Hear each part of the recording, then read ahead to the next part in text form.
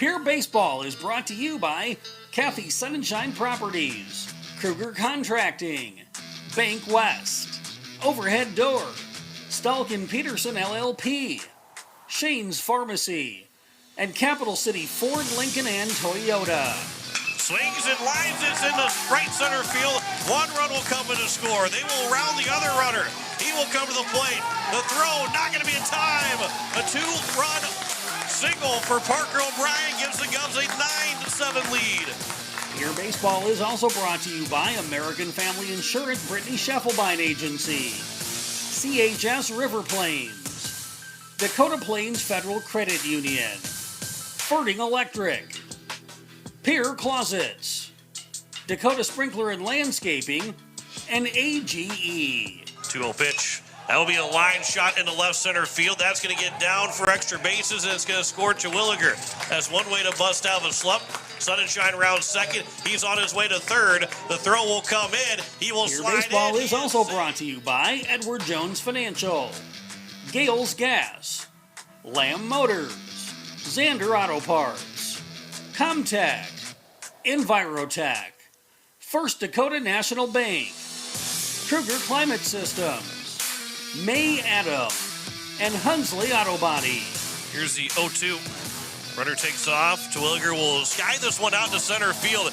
Out towards the wall. It is going to get out of here for a 2-run shot for Cooper Terwilliger on an 0-2 pitch. Pierre Baseball is also brought to you by Oahe Federal Credit Union, Kone, AirTech Heating and Cooling, Pierre Roofing and Gutters, Wagner Auto, the South Dakota Office of the Attorney General Division of Consumer Protection, and Todd's Electric. 2-0. It'll be a swinging base hit up the middle. Rounding third is Deal. The throw will come to the plate, but Deal slips and falls. The ball will still get away to the backstop. Deal will come in to score, and the Governors will win the ball game.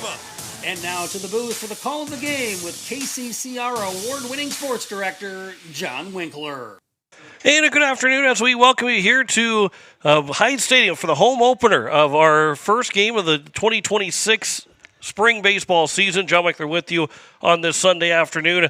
Blake Dean will join me here in just a moment as the Govs look to continue their 6-game winning streak, now 8-4 on the season, but also 6-4 in South Dakota play. And the Govs are looking for wins number 7 and 8 in South Dakota games. Now over 500 for the first time this year in South Dakota games. They take on the Brookings Bobcats here in our doubleheader. Was scheduled to be on Friday night, but it will be on here this afternoon as the Govs are looking for this win. Brookings, much more beautiful day for baseball than it would have been on Friday as Blake Dean joins us here. And Blake, this is going to be a good game here between these two teams, but a really nice day for some baseball on a Sunday afternoon. Yeah, it is. You can't ask for anything better today, John. You know, Brookings is coming into Hyde Stadium today, really haven't played a lot of teams on the eastern side of the state. They played, a lot of the Sioux Falls teams so far. They actually played a couple of North Dakota teams as well. So really not really sure what we're going to get out of Brookings today as far as, pitching matchups. How good are they really? And on the flip side, Pierre's coming in, having played pretty well so far in these first few games. So beautiful afternoon for baseball. Looking forward to it. We will be back here with our starting lineups and first pitch coming up here shortly. Back in 4 minutes here on KCCR, and you're also watching it on YouTube at KCCR Sports. Building a home. It's the biggest investment most of us make in a lifetime. Not to mention, it's a decision that, well, you pretty much live with day and night. The quality of the workmanship stares back at you like a reflection. It also affects the value of your investment. Choosing the right contractor is critical. Kruger Contracting is that contractor. Call 222-2523. Quality workmanship and materials completed on time. Kruger Contracting. In a word, quality. Call 222-2523. Capital City Ford, Lincoln, and Toyota and Pierre is proud to sponsor today's game. Whether you're in the market for a brand new Ford, Lincoln, or Toyota, or a quality pre-owned vehicle, our team is here to get you back on the road in style. From tough trucks to family SUVs, we've got the selection you need and the hometown service you deserve. Browse online anytime at CapitalCityFordToyota.com. Capital City Ford, Lincoln, and Toyota, where community drives us forward. Hey you. Are you at a job that is fulfilling, has good benefits to support you or a family today, and retirement goes down the road? If you just said no, listen up. CHS River Plains is hiring operations personnel, drivers, and custom applicators at several locations. These come with a knockout affordable benefit package for you and the whole family. Apply to a job with CHS River Plains and up your benefits straight up. To apply, visit us online at chsriverplains.com or stop in at one of our locations. CHS is an equal opportunity employer. Financial investments are very important, but so are the investments of time, patience, and encouragement our young athletes receive from their coaches, teachers, and mentors. Your Pierre area Edward Jones Financial Advisors understand this. That's why Edward Jones is a proud sponsor of Governor Athletics on KCCR. Go Govs! For all your investment needs, call or stop by one of our offices to visit with your Pierre area Edward Jones Financial Advisor. Edward Jones, member SIPC. Step up to the plate with Kathy Sunshine Properties in Pierre, your go-to for buying, selling, and finding your perfect home. Whether you're looking for a cozy cottage or a spacious family home, Kathy Sunshine Properties has you covered. We're committed to helping you make your next big move, on the field or in your life. Ready to find your dream home? Call Kathy Sunshine Properties at 605-224-5588. Your home run in real estate. No one likes to have electrical problems, but when they happen, call Todd's Electric at 223-2518. With over 28 years of experience, Todd's Electric can handle any type of electrical problem, whether it's residential, commercial, or agricultural. Their knowledgeable staff knows and understands the importance of your home, business, or ag facility and are prepared to help. Call Todd's Electric at 223-2518. That's 223-2518. Todd's Electric, serving the Pierre and Fort Pierre areas. The line to power. Looking for your next new or used car, truck, or SUV? Then go no further than the comfort of your own home. Shop online at lambmotor.com. On lambmotor.com, you'll find the vehicles Lambs has in stock. You can schedule a test drive or your vehicle's next tune-up, all online. New or used, shop for it all online, anywhere you are. Lamb Motor has the right vehicle for you. Lamb Motor in Oneida and online, lambmotor.com. Step up to the plate with Overhead Door Company of Pierre. Like your favorite team, we deliver reliability, strength, and top-notch performance. For over 100 years, Overhead Door has been the most respected name in the industry, from commercial or residential repairs to full upgrades. Our team of technicians stand ready to provide winning results. Don't let a faulty garage door strike you out. Look for the signature red ribbon and call the industry MVP at 605-224-6200. Bring your garage door game to the big leagues.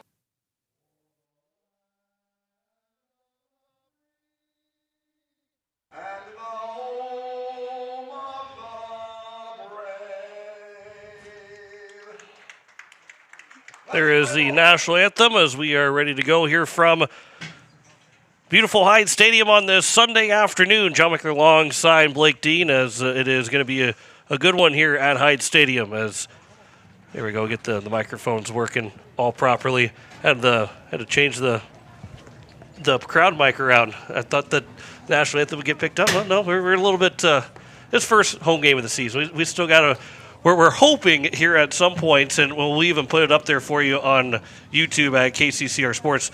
We want to have the center field camera, but it is pretty choppy and would not be much fun to watch from the YouTube broadcast. So no center field camera today, but that just to kind of give you the idea of what we're hoping to have over the course of this season. Wow, it looks like a major league broadcast right now. That's... Again, I've said it before, and I'll say it again. Major league broadcast with major league issues. Well, I mean, fair. But I've said it before, and I'll say it again.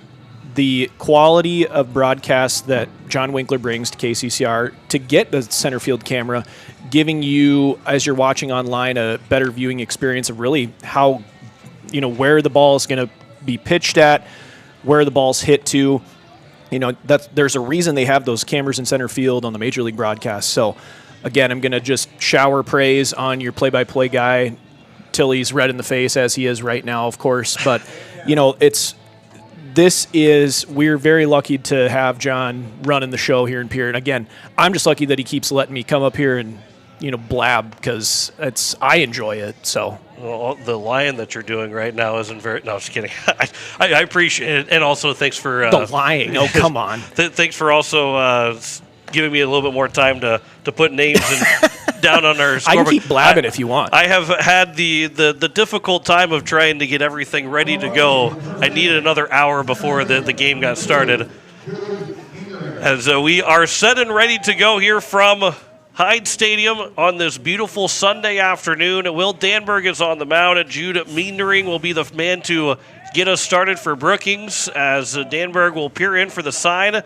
He'll deliver the first pitch of the 2026 home opener, and that will miss low for ball one. 1:57 for a start time here today from a beautiful Hyde Stadium. And green grass everywhere around. What a beautiful ballpark this is, but it's looking very pristine for our home opener. That one will bounce in, and Danberg struggling to find the strike zone here in the first couple pitches, as it is a 2-0 count here to Jude Meendering.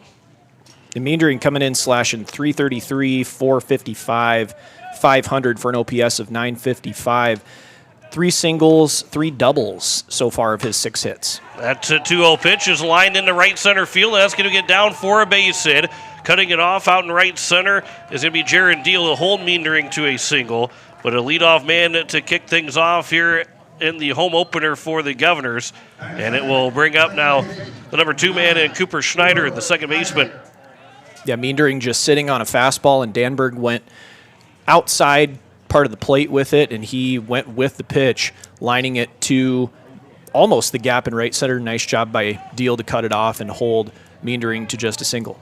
We'll have your defensive positioning here in just a moment. We haven't even gone through the starting lineup either yet for either one of these teams. There's a pickoff attempt, and diving back in safely at first is Meendering. It is Schneider, Cooper Schneider batting second, the second baseman. Talon Hyde, the first baseman, batting third.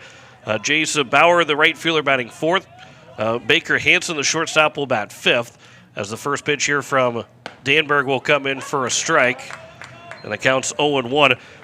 Ben Schulte, the catcher, is batting sixth. Jay Harris, the left fielder, batting seventh. Nolan Weber, the DH, batting eighth. And Noah Lease, the third baseman, is batting ninth. Nolan Krogman is the man on the mound and not hitting in the batting order for the Brookings Bobcats here in Game 1. Here's the 0-1 now from Will Danberg, as it'll be upstairs for a ball, and the count's now 1-1. The Governors defensively, Parker O'Brien is out in left. It is going to be Porter Hunsley in center, Jaron Deal in right. Trip Lindenkugel at third, Carter Shufflebein at short. At second, it's Hudson Stosher. Alec Eilers is at first, and Sutton Sonnenschein behind the plates as Danberg delivers the 1-1 pitch. Runner takes off, pitch was in the dirt, and easily taking second is going to be a Meendering, and the count's now 2-1 with a runner on at second here with nobody out in the top of the first. Then we're going to get a mound visit here by Sonnenschein to Danberg. Nice job and good recognition there by the catcher, just with his pitcher struggling to find the zone early, just kind of give him a chance to catch his breath, calm down, and kind of refocus here with a 2-1 count, nobody out. We'll go through the batting order for the Governors when they come up in the bottom of the first inning, but there is no DH. Will Danberg is hitting in the batting order as he peers in to get the sign for the 2-1 pitch to the number 2 man, Cooper Schneider, for the Brookings Bobcats. Here is the 2-1. It'll come inside and missing, and it's now a 3-1 count.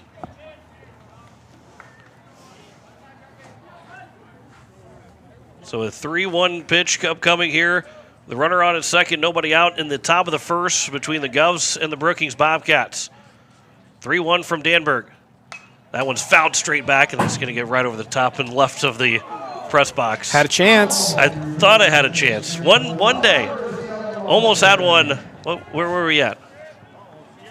It was one of the road games just not too long ago that it was a bunt attempt. It might have been T. Oh, really? Yeah, that the bunt attempt went foul right over the top of the backstop and just missed the chance of making the catch.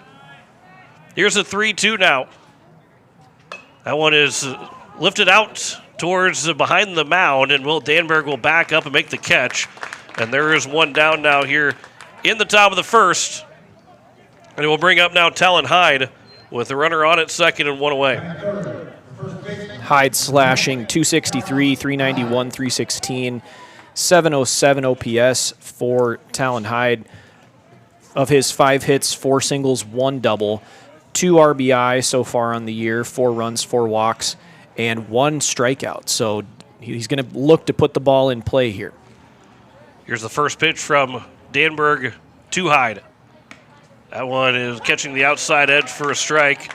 Counts 0-1. Will Danberg, haven't mentioned his stats yet. I don't believe you have. Nope. You have not. Okay. Will Danberg is thrown 10 in the third inning so far. He is 1-1 on the season. This will be his 4th start and 5th appearance overall for the Governors this spring. Here's the 0-1. There's a swing and a miss, and the count's now 0-2. He's giving up 13 hits, 11 runs, 10 of those have been earned, 9 walks, 5 strikeouts, the ERA at 6.77, whip at 2.13, and a batting average against at 295. He was much better his last time out than the first time the first couple of outings for Danberg. As that one will be taken on the outside corner for a strike 3. There's now 2 down.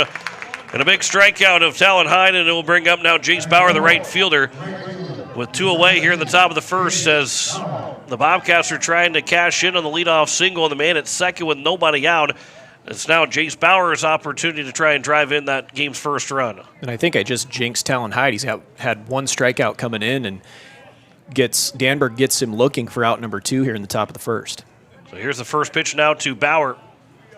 This one will be skied out towards left center field. Porter Hunsley is right underneath it. He will make the catch, and that will retire the side here at the top of the first. No runs, a hit, no errors, and a man left on base. We've played a half an inning, and there is no score between Pierre and Brookings. Back in a minute, you're listening to Pierre Governor Baseball on KCCR, and you're watching it on YouTube at KCCR Sports. People helping people. Have you ever wondered what the benefits are of becoming a Owyhee Federal Credit Union member? At Owyhee Federal Credit Union, we reinvest profits in you. We do this in the form of lower interest rates, higher dividends, and low to no fees. So come check us out or come in at 221 East Pleasant Drive in Pierre, because at Owyhee Federal Credit Union, we treat our members like they own the place because, well, they do. Owyhee Federal Credit Union. With any dream, the wind won't always be at your back, the sun won't always be shining, and some rain is going to fall. American Family Insurance is like a good, solid roof that you can trust to protect your biggest dreams. With plans that could save you up to 23% when you bundle your home and auto. Also, you can continue to dream fearlessly, no matter what comes your way. American Family Insurance. Visit mfam.com to learn how discounts may apply to you. American Family Mutual Insurance Company, SI, and its operating company, 6000 American Parkway, Madison, Wisconsin. Contact the Brittany Shufflebind Agency, LLC, 224-6627.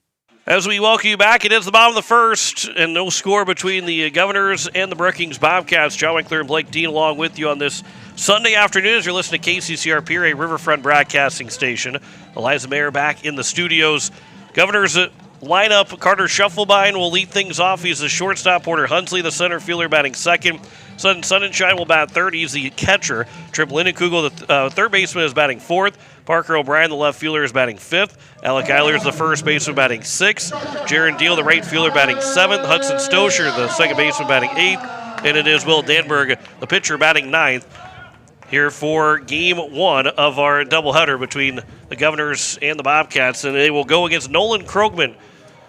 And Nolan Krogman feels like he should be about 25 years old. It feels like the Govs have faced Nolan Krogman for 10-plus years, and I've only been here for 9, as the first pitch is skied foul out of play on the right side. I was going to say death, taxes, and a Krogman pitching for Brookings is just the epitome of Brookings baseball, because there was a Krogman that was pitching for Brookings when I was playing. So they've been stalwarts of the baseball community in Brookings, and we see Nolan Krogman on the bump here this afternoon. He has thrown just 2 innings so far in the one start that he had. He gave up 2 hits, a run, as it counts 1-2 here to Carter Shufflebind. He has 1 walk, no strikeouts, and that ERA at 3.5, but in 1 run in 2 innings, it's going to be somewhat inflated. There's a swing and a miss, and there's a strikeout of a Shufflebind, and 1 down here in the bottom of the first. And it will bring up Porter Hunsley. And to finish out the stats here for Krogman, the whip is 1.5, batting average against at 250. And of those 2 innings, he did have a 1-2-3 inning in one of those 2 innings, as the first pitch is outside for ball 1 to Porter Hunsley. Both Carter Shufflebine and Porter Hunsley did not play on Thursday. Same for Jaron Deal in the lineup here in Game 1. They were with the track team, as this will be grounded up the middle, fielded by the shortstop. The throw to first is going to be wide of the bag. Hunsley takes off for second immediately, and he will end up at second base. As the throw from Hansen was wide of the bag at first of Talon Hyde. Maybe just kicked off the glove as well, and it ends up with a runner on at second here. As though looks like maybe a hit and an error will be charged. It would have been a close play at first, Blake, but a hit and an error be charged to, or excuse me, we'll see what the official scoring is. But there is a runner on at second here with only 1 out, as the first pitch will miss inside the sun and shine. I was looking at the hits on the scoreboard. That's the 1 hit for Brookings right now. Yeah, I think with a good throw, they probably would have got Hunsley, but, regardless, he ends up at second base, and Gov's got a man in scoring position with 1 out. We'll check the game changer here real quick to see the official scoring. As there's a pitch is going to be popped foul. That'll be an out of play on the right side, left of us. Game changer has it as an error at the moment. So it'll be an error charge to the shortstop in Baker Hansen. And the count is 1-1 here to Sun and Shine. Here's the next pitch. This will be popped foul. Boy, this is going right near where we're sitting here in the press box. You're dialed in. Everything's coming up this way right now. Every foul ball. But nothing is quite got the it's got to be high enough but not too high to get back here for me to make a catch. This will be grounded on the left side. This will be fielded by the third baseman, a slow roller. The throw to first is going to be in time to get Sun and Shine, as Noah Lease was able to fire a strike to Talon Hyde. And there's now 2 down here in the bottom of the first inning, and it brings up Trip Lindenkugel. So 2 away. The runner is on at third now with 2 down. Pass ball, wild pitch would get that run in, but Lindenkugel's got a chance to give the Govs the first lead of the ball game. And for Lindenkugel coming in, 6'11 batting average as the first pitch will miss outside for ball 1. 6'11 batting average, OPS of 1,046 as the count is now at 2-0. He's got 2 doubles, 2 runs driven in, 11 of 18 so far, and this guy's still waiting to go to high school next year. I was going to say he's an 8th grader. I mean, he's got 2 doubles, 2 homers, 9 singles, 11 hits. This is a kid whose name you're going to want to, memorize. I mean, you'll memorize it by the time he's out of high school. You'll know who he is. But this is a kid that has got a lot of talent, especially on the ball diamond, and, his stats reflect that. Count is 2-2 here to Lindenkugel. He might be the guy that everybody else is thinking is 25 by the time he graduates. Yeah. 2-2 pitch. That one is grounded back up the middle. Sliding stop by the second baseman. The throw to first will be in time. And what a play by Cooper Schneider to keep a run off the board here in the bottom of the first. No runs, no hits, an error, and a man left on base. 1 complete here at Hyde Stadium, and it is a scoreless game between Pierre and Brookings. Back in a minute on KCCR, and you're watching it on YouTube at KCCR Sports. Spring is the season for a fresh start, and that includes your technology. Whether you are looking to upgrade or need to breathe new life into your current device, CommTech is your one-stop solution. Experience the brilliance of LG OLED TVs, the immersive sound of Sonos and JBL, or the unmatched performance of Lenovo laptops. Buy with confidence thanks to our price match guarantee and 0% interest on selected purchases. We're your locally owned technology experts on the truck bypass. CommTech, we sell the best and fix the rest. Koenig of Oneida, Pierre, and Winter has provided our services to growers of South Dakota for over 50 years. We focus on providing our customers with the products, services, and attention to detail that each farmer needs to succeed. For your individual needs of custom spraying, liquid or dry fertilizer, chemical, soil sampling, seed sales, and treating, stop in and see us at Koenig with offices located in Oneida, Pierre, and Winter.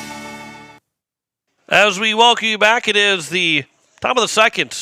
And no score on the American Family Insurance Brittany Shufflebind scoreboard.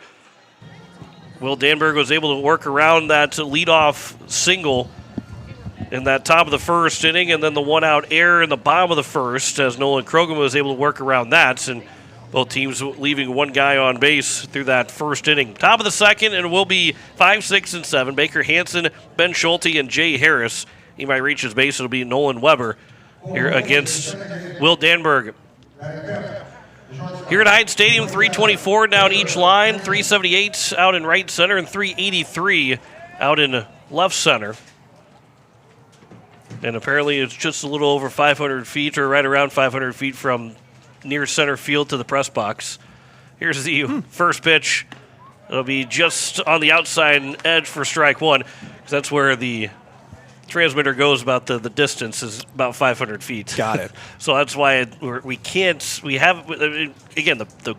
looks perfect out there, as this one is up on the right side, foul territory, and that will land foul. That counts 0-2. And again, for those that are wondering, here's what it will look like at some point. But all those guys are not frozen and doing the robot out there. That we'll need to get a better transmitter. Once we do that, everything will be, I guess, not even a better one, just a higher distance one. Counts 0-2 here to Baker Hansen. Leadoff man here in the top of the second. Here's the 0-2 pitch. That'll miss low, and the count's 1-2. Danberg really settling in here, like you said, over the last two starts, and looks to be, apart from the leadoff single to Meendering, looks to be in good form here so far. Here's a ground ball that's going to be on the left side. Shufflebind will wait on it. His throw to first is going to be in time, and the leadoff man is retired to kick off the top of the second, and it will bring up Ben Schulte, the catcher. This Brookings team comes in. They are hitting as a team 219 with runners in score position 271. Not a lot of games played quite yet for the Brookings Bobcats. The Governors have played 12 games and sitting at 8-4. As here's a bunt attempt, but pulling it back and taking it for a strike is Schulte. They are 2-4-1, and that one tie is part of the border battle that I guess after 8 or 9 innings they just decide we're going to call it a game and not finish out that game. That one will skip to the backstop, and the count's now 1-1. But they've been kind of up and down. They've gotten the 2 wins against T. They are 2-3 overall in South Dakota play, with the 2 losses to Lincoln and then a 17-6 loss to Brandon Valley to open up the season. 1-1 pitch. That'll bounce in as well, and the count's now 2-1. Going to look at that tie against Red River in an 8-8 game. They only played 7 innings and called it a tie. Here's the 2-1 pitch. There's a swing and a miss, and it's now 2-2. The Governors played a 9-inning game during the border battle, but ended up going through, and then they played the Major League rules of the guys starting on second base, which in the bottom of the ninth didn't even have to put the ball in play for them to win that game. Here's a 2-2. This is fouled back to the netting, and we'll do it again here at a 2-2 pitch to Ben Schulte. And maybe that game between Brookings and Red River, both of those teams thought, well, we're not going to just use a lot of our pitching because it really doesn't matter. Right. At the end of the day, what the outcome of this game is. Yeah, and both teams are good with it, and knowing that all the South Dakota games matter. One's fouled back again. And I assume all the North Dakota games matter also. Right, yeah. So they probably realize, like, hey, let's not burn pitching and let's not burn arms. If you go back, probably 10-plus years now, and there's no pitch count, then you can keep going with guys and who cares. But now with pitch count, you really don't want to ruin a guy for tomorrow. There's a swing and a miss by Schulte, and there's a second strikeout for Danberg. And there's now 2 down here in the top of the second, and we'll bring up Jay Harris, the left fielder. And this Brookings team, when you look at all the guys that have played, they're not a big team in terms of numbers. So while they've got several different guys that have pitched and everything, they're not a big team of numbered guys. As this will be missing low for ball 1 to Jay Harris. So it does just kind of lend to why waste those arms, why play deeper into a game that you don't really necessarily have to. Here's the 1-0 pitch from Danberg to Harris at the knees for a strike, and the count's now 1-1. Jay Harris hitting .286. All of his hits have been singles so far. 5 runs driven in, which is second on the team behind Jude Meandering's 8. That one will miss. Oh, nope. That will be at the bottom of the zone for a strike, and the count's now 1-2.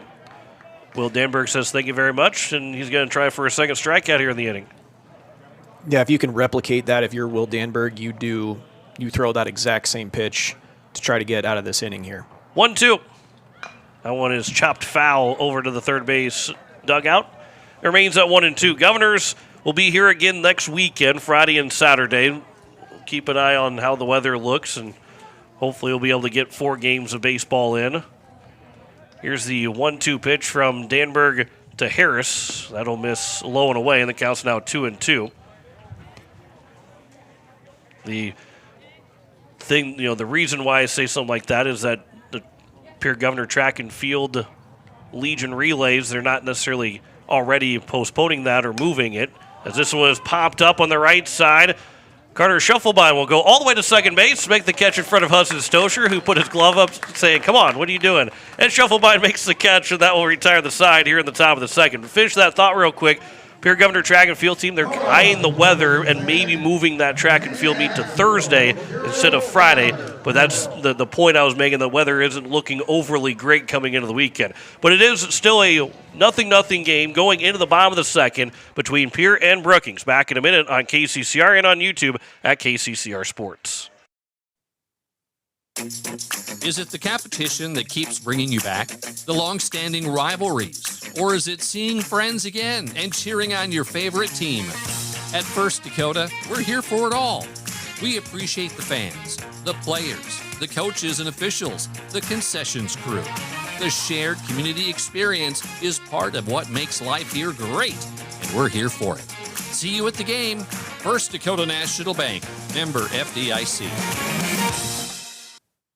For over 60 years, Ferding Electric has been powering homes and businesses across central South Dakota. When you need reliable electrical service, trust the experts with decades of experience. Whether it's a simple residential repair, a complex commercial installation, or even electrical work on your farm, Ferding Electric has you covered. And if you're tired of searching everywhere for that hard-to-find bulb, Ferding Electric carries a wide selection of bulbs, including those hard-to-find fluorescent and specialty options. Visit us at 2903 East Elizabeth Street or call today, 605-224-8684.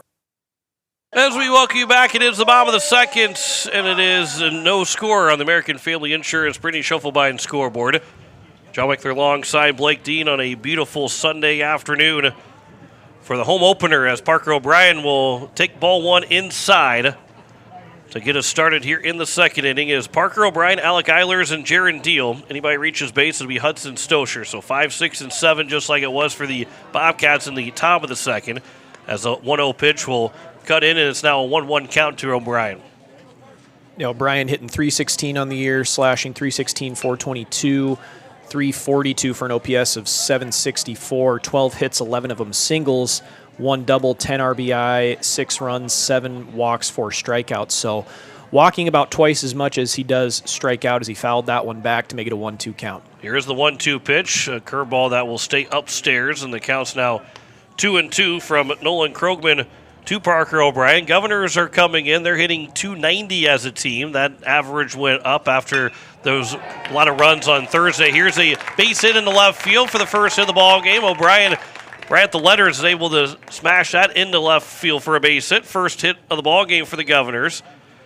And the leadoff man is on to kick off the bottom of the second. And it will bring up now Alec Eilers, the first baseman. Yeah, that's just a really good piece of hitting there by Parker.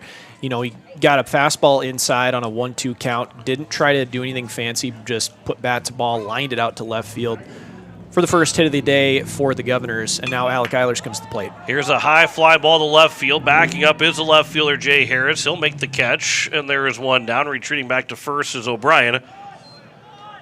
And there's one away here in the bottom of the second. And it will bring up now Jaron Deal, the right fielder. By the way, I showed you what it looked like out in center field. I want to give a big shout out to Andy Furman, who built a birdhouse out there in left center field, as Deal will foul the first pitch out of play for strike 1. It is a perfect spot. He did a great job of designing that birdhouse perfectly to make sure that, rain stays out and the sun tries to stay out. There's a pickoff attempt, and back in without a tag is O'Brien over at first. So I do want to give a shout-out to Andy Furman for getting that birdhouse made, and it will be perfect once the transmitter is in a little bit, again, wider range for that transmitter than what it is right now, as there was a swing and a miss, and the count's now 0-2 here to Jaron Deal. So it's really more of a camera house than a bird house, is what you're saying. Yes, but hopefully there's no birds that will go into that house. There's a swing and a miss, or actually taken for strike 3, and that will retire Deal. And there's now 2 down here in the bottom of the second, and it brings up Hudson Stosher to the plate. I guess, there could be some birds that maybe get in there. Hopefully they don't. Here's a soft liner to the shortstop who will jump to make the catch, and Hansen will retire Stosher, and that will retire the side here in the second. No runs, a hit, no errors, and 1 man left on base. We have played 2 complete here at Hyatt Stadium. No score between Pierre and Brookings. Back in a minute. You're listening to Pierre Governor Baseball on KCCR, and you're watching it on YouTube at KCCR Sports. When you're looking for quality trash pickup services, look no further than Envirotech. 6 days a week, their trucks are on the road picking up trash, even holidays. They're also the place to contact for recycling services. Their friendly, professional staff is ready to assist with weekly pickups or even special pickups. Check out the website at envirotechwaste.com. Envirotech is locally operated. Call 224-4804. Envirotech Waste Services in Pierre, proud to support high school athletics. At Shane's Pharmacy, your health and your time matter to us. Our team takes pride in providing personal, professional care, from filling your prescriptions quickly to answering your questions every step of the way. Need a little extra convenience? We offer free delivery right to your home or office. Because at Shane's Pharmacy, you're our family, friends, and neighbors, and we're honored to care for you.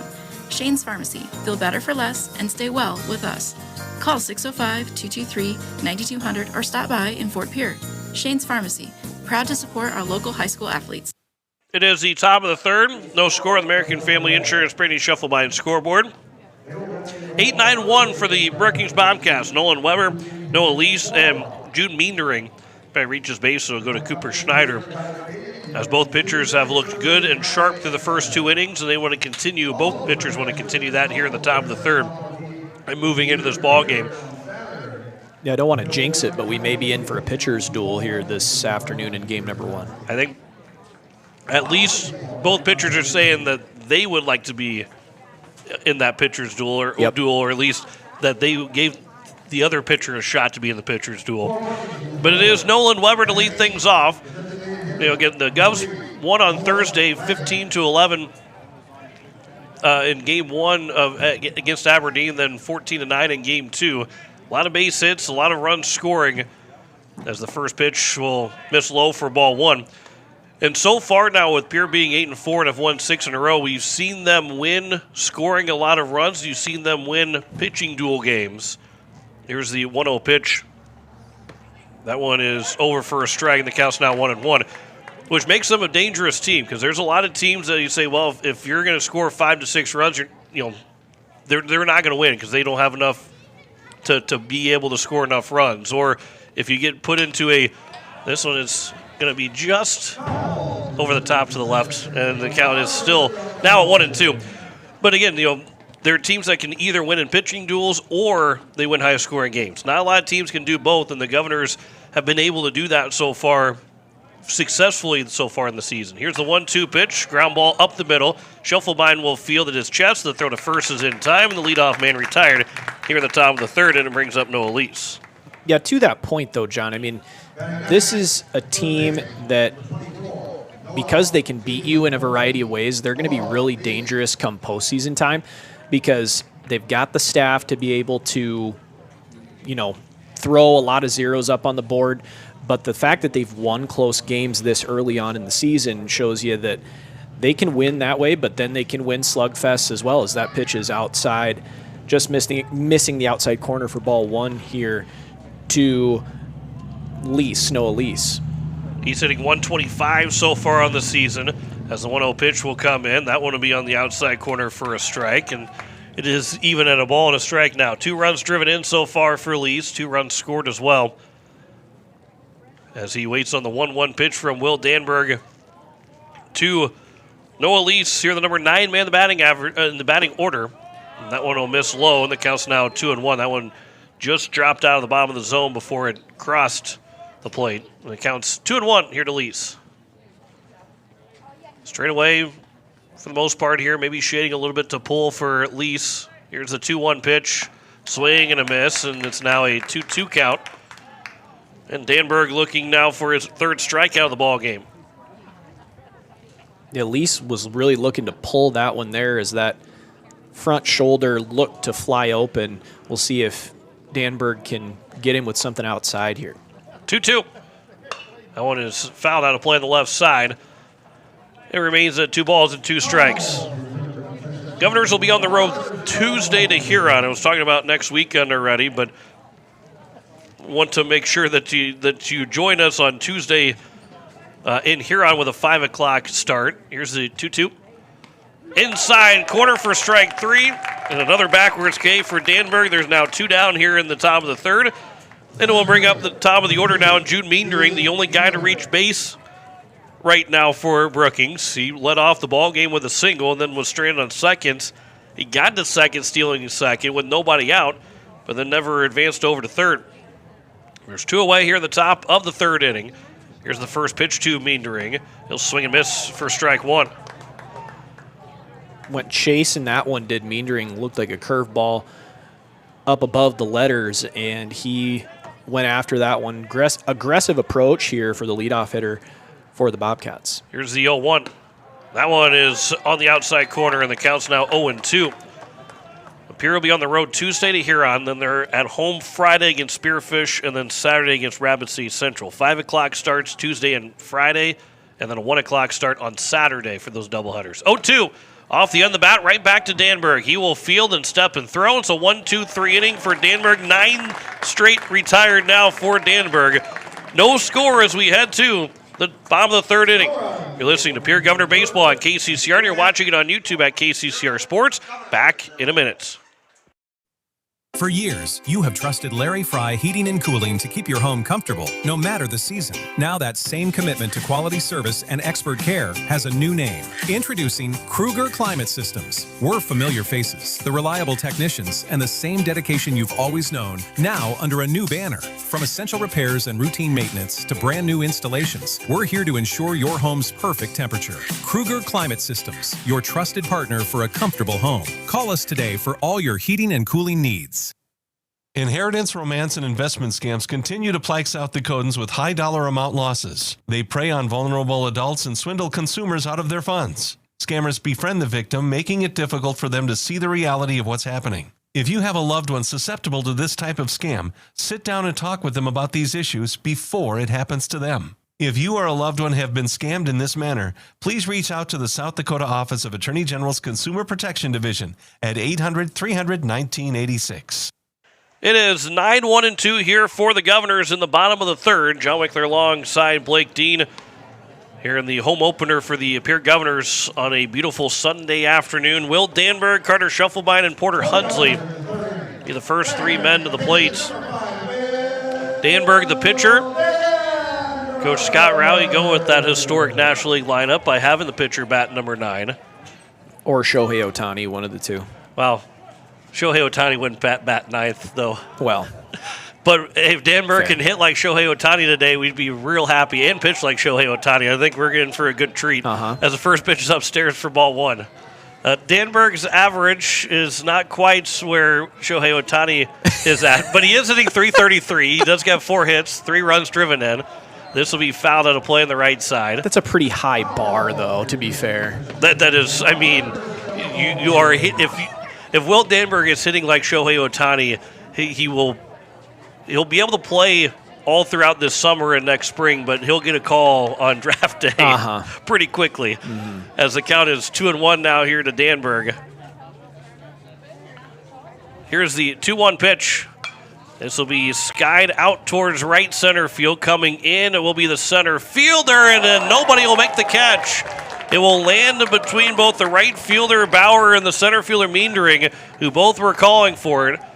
And it will drop in and ends up being probably a hit, although it's a mental error for the Brookings Bobcats. And the Govs will have the leadoff man on base for the second straight inning. Yep, give him a hit there because nobody made an attempt on the ball. So ball falls between both fielders. That is a hit in the book for the Governors, and we're going to get a pinch runner here. Number 40 is Brecken Furman. Yeah. So Brecken Furman played shortstop on Thursday in both games in place of Carter Schuffelbein, who was at the track meet, as this will be a pickoff attempt, and back in easily is Furman over at first base.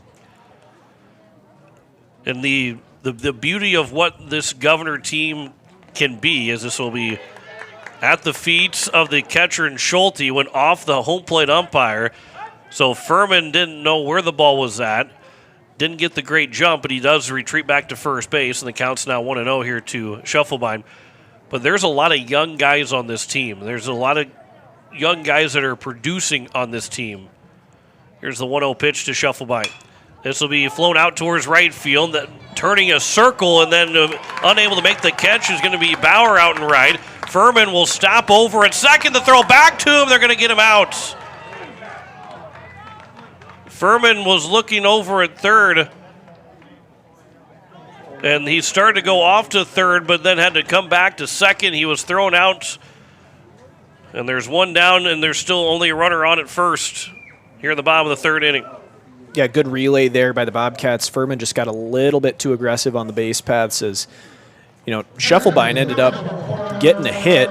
We'll see if he takes off for second. He's got a pretty aggressive lead over at first as ball one comes in to Porter Hunsley here. Yeah, Schuffelbein does get the base hit because everybody was safe over at each bag as there's a pickoff attempt, and back in is Schuffelbein. So 3 hits now for the Govs, 2 here in this inning. Back-to-back hits to open up the inning. Another pickoff attempt. That one was much closer, but the ball is not caught by the first baseman in Talon Hyde. And there is still a 1-0 count here to Porter Hunsley. Here's the pitch as Schuffelbein takes off. The throw to second, not going to be in time. He will easily swipe second base. Schuffelbein's got the steal. And the count's now 2-0, and he is in scoring position here with 1 out with the number 2 man at the plate in Porter Hunsley. Good jump there by Carter, able to read the pitcher in Krogman and swipe second base, putting him in scoring position with 1 out. That pitch will be upstairs, and the count's now 3-0. Porter Hunsley reached on an error in his first trip to the plate. Hunsley hitting so far to 344 with a double, and he will draw the walk. So the second time that he has been on base, and is now first and second, and time will be called, and we'll have a quick mound visit. Even though it's first and second here with 1 out, the first 3 guys have reached base here for the Govs, so that does lead to, hey, let's settle things down here. They got a little bit of help with that first down, but the first 3 guys reaching base with 2 singles, which granted, you also look at the mental error. There could be just a runner on first with 2 outs, or I guess technically it'll still be only 1 out because the guy that was thrown out at second should have been out to begin with. Right. But either way, it is a chance to kind of settle things down, and for Krogman, who probably feels like he could be out of this inning already, is now having to deal with first and second and only 1 out in the bottom of the third. Sun and Shine come to the plate. He ground out to the third baseman in Lease in his first trip. So he digs in here with runners at first and second and 1 out. That will hit Sun and Shine, and now the bases are loaded. So the first pitch out of the mound visit turns into a hit by pitch, and the bases are loaded for Trip Lindekugel. Also have a courtesy runner for Sun and Shine. Landry Van Rokel will be running. And in any scenario with the bases loaded right now, John, early in the season, this is the kid you want at the plate right now in Trip Lindekugel. And saying that about an 8th grader is absolutely unreal. First pitch will be outside for ball 1. He was on fire last weekend in the border battle, as the 1-0 pitch will miss low and outside, and the count's now 2-0. He was retired once in the doubleheader. He was reached base 9 out of 10 times, and he came to the plate on Thursday against Aberdeen. That one will be lined to right field. We'll get to the right fielder and make the catch. And there's now 2 down. And runners will all tag, and a run will come in to score. So an RBI sac fly for Lyndon Kugel to get his 3rd RBI of the season. It almost looked like he was going to get over the head of the right fielder, but he does make the catch. 2 runners tag. It's 1st and 3rd now. And the Govs lead it 1-0 on American Family Insurance. Brittany Schuffelbein scoreboard. And giving signs right out of the dugout is some of the Brookings coaching staff, just in case we get a double steal attempt, as Pierre may look to scratch across another run here in the bottom of the 3rd. Parker O'Brien led off the bottom of the 2nd with a base hit. He's got a chance to make it a 2-0 lead here in the bottom of the 3rd. First pitch to the top of the zone for strike 1, right around the spot where he got the base hit to get things started. We'll see if they try to manufacture something, but Parker O'Brien's been one of your better hitters start this season as well, so maybe give him a chance to swing the bat. 0-1 pitch is a curveball that drops in. It froze O'Brien, and it's taken for a strike, and the count's now 0-2. O'Brien, .316 batting average, 10 runs driven in, which is 2nd on the team. He and Sunshine, the only guys with double-digit RBIs. That pitch is in the dirt. The runner was off with the pitch, and so over to 2nd will be Landry Van Rokel.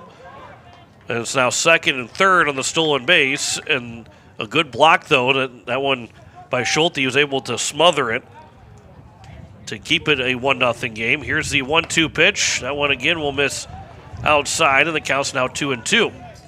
And now you got 2 runners in scoring position who are going to be going off with the crack of the bat, so a base hit here for O'Brien would score 2. 2-2. This is skied up on the infield, the left side. Third baseman Lease will come in. He will give way. The ball will end up being foul. It dropped, but it will end up rolling foul, and it will end up still being 2-2. Everybody let the ball fall, and the spin of it, Lease gave way to the pitcher, Krogman, and then when the ball hit the ground, it just spun right into foul territory, and because it did not go past third base, it's a foul ball. Yeah. What a break for Brookings. Absolutely. You rarely see something like that happen. 2-2 again, and a good job by O'Brien. Again, he was not necessarily completely fooled by the curveball, but he froze a little bit, but kept the hands back, was able to foul it back to the screen, and the count remains at 2-2. You know, that's one of those, you see something new every day you come to the ball diamond. And this will get away now, and the run will come in to score, and what could have been the third out turns into now a 2-0 lead for the Govs, and the runner will move up to third, and it's a 3-2 count to O'Brien. And giving a team second chances is going to come back to bite you, as it does Brookings there on the miscommunication that ended up being a foul ball, but the passed ball allows the runner to score from third, and now the third run is 90 feet away. 3-2 pitch. There's a swing and a miss, and O'Brien will strike out, and that will end the inning. But 2 runs do score here in the inning for the Governors.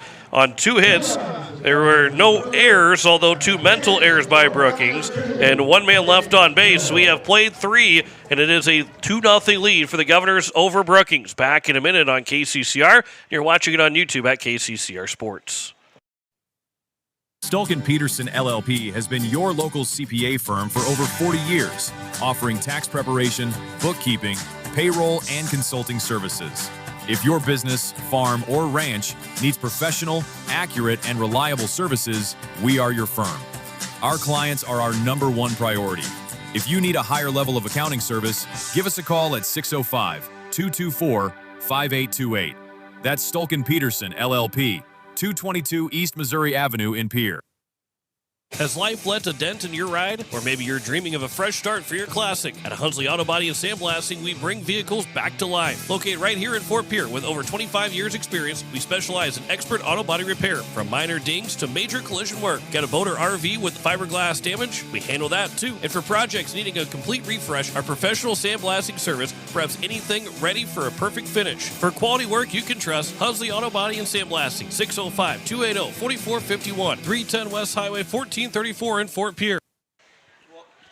Welcome back to Historic Hyde Stadium here in this first game of the doubleheader between Brookings Bobcats and the Pierre Governors. Pierre up 2-0 after a 2-run bottom of the third in which they had 2 hits, but 2 Brookings, we'll call them mental errors because neither of them ended up being errors on the scoreboard, ends up giving Pierre a couple of runs here in that bottom of the third. So big opportunity for the Govs and giving Will Danberg a 2-run cushion to work with here the rest of this ball game. Hopefully he can pitch deep into it.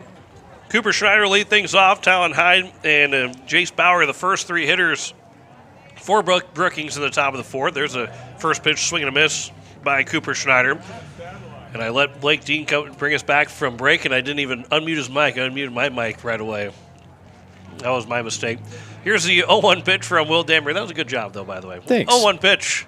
There's a curveball that will drop in the bottom of the zone, and the count's now 0-2. Learn from the best. Who was that? That'd be you. Here's the I'm just going to make you blush. That's going to be my goal all year, is make you blush at least once a broadcast. 3 strikeouts for Will Danberg so far. 0-2 pitch will bounce in, and the count's now 1-2. It is good to have Blake Dean back on, especially for baseball. Not that I don't enjoy you for basketball or for football, but just something about a baseball broadcast and a Dean on the broadcast is good. Well, and I was going back into the archive. This will be our 5th year of doing spring ball together. Oh, really? Because, well, I don't know that I started the year in 22 coming up here, but I know I finished the year and did at least a couple of games in the spring and then in the summer. So this will be start of year 5, which is the longest relationship that I've ever had. So that will miss the count's now 2-2. Well, I mean, whatever. made him blush. There we go. He got me all sorts of 2-2 pitch was grounded and foul. It's still a 2-2 count to Cooper Schneider. We at least don't give each other a hard time like Charles Barkley and Shaq on. I think if we did, we'd draw a lot of ratings, though. We would. I think we would. I at least like to believe that we would. Yeah, for sure. Here's a 2-2 pitch. It was off the end of the bat. It'll be a slow roller right to the first baseman, Eilers, who struggled to pick it up cleanly right away, but as the first baseman has got plenty of time to make that play, and the leadoff man retired here in the top of the 4th. And it will bring up number 3 man, Talon Hyde, the first baseman. A lot of hockey players part of the Brookings Bobcats. Cooper Schneider was one of them. Talon Hyde, another guy. And then Jay Harris in this lineup. All part of the Brookings Rangers hockey team. Here's the first pitch to Hyde. There's a line shot towards center field. That will drop in front of Porter Hunsley. And a 1-out single, and that will end the streak of 10 straight retired by Will Danberg, and just the second base runner now aboard for the Bobcats here in this first game. 1 out, 1 on here in the top of the 4th for Jace Bauer, the right fielder. Speaking of hockey this year, nobody was able to touch the Rushmore Thunder, who went on to win the state boys hockey championship, relatively handily this year, 2nd year in a row.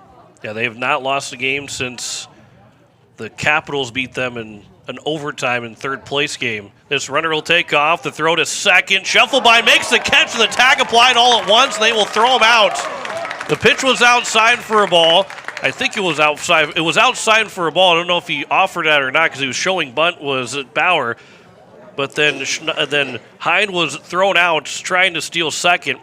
And there's now 2 down here in the top of the 4th. What a throw from Sunshine to gun down to Talon Hyde. Right on the money. Here's a line shot right to Parker O'Brien. He'll make the catch, and that will retire the side. Just like that, no runs, 1 hit, no errors, and a man left on base. After 3.5, there is a 2-0 lead for Pierre over Brookings. Back in a minute on KCCR, and you're watching it on YouTube at KCCR Sports.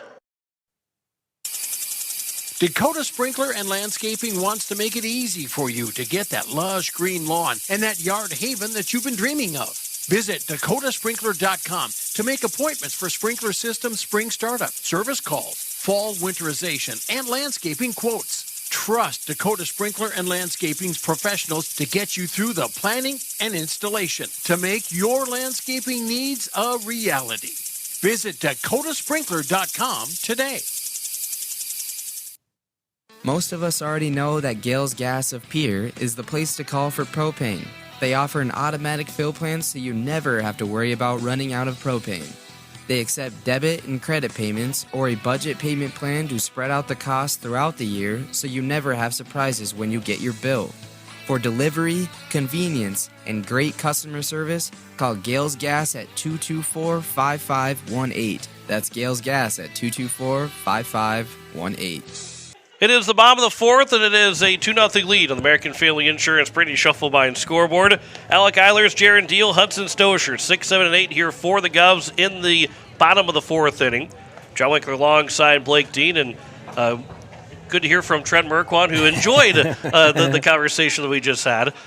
That I thought that was a funny conversation, which, you know, thinking about some of these young guys, and this is my 7th year being here in spring and into the summer, as Alec Eilers will take high for ball one. Jack Merkwan was not part of the first group of baseball players when I was here, but then he now has since graduated, and I remember Bo Merkwan running around here, and he's getting to the point where he's probably going to be here in a blink of an eye and start playing high school baseball and all the varsity sports. Just incredible how quickly time starts to fly, and then you realize that the smallest kids that were running around here when I first moved here are already getting to the point of being close to playing varsity sports. Well, that, and then you could flip it around on yourself and just think, God, we are getting ancient. 2-2 pitch. That'll be fouled back. I mean, when we were playing baseball, granted, back in our day, there was no DH in the National League. There was no pitch count for us. There was no pitch count. That one will miss outside, and the count's now 3-2. There was no automatic runner on second base to start extra innings. All back in our day. The bases were smaller. The bases were smaller. 3-2 pitch. That'll miss outside for ball 4. And Alec Eilers is on to kick off the bottom of the fourth inning. It will bring up Jaron Deal, the left fielder. The pitcher could pick off to first as many times as they wanted. And granted, there was no pitch clock. There was no pitch clock. Now, I think they can do that at the high school level. They can pick off as many times as they want. Yeah, they can, base, but the major league level, you can. Here's the first pitch to Deal. He tried to bunt it, but will bunt it foul. And it's taken for strike one. Deal struck out looking in his first trip to the plate.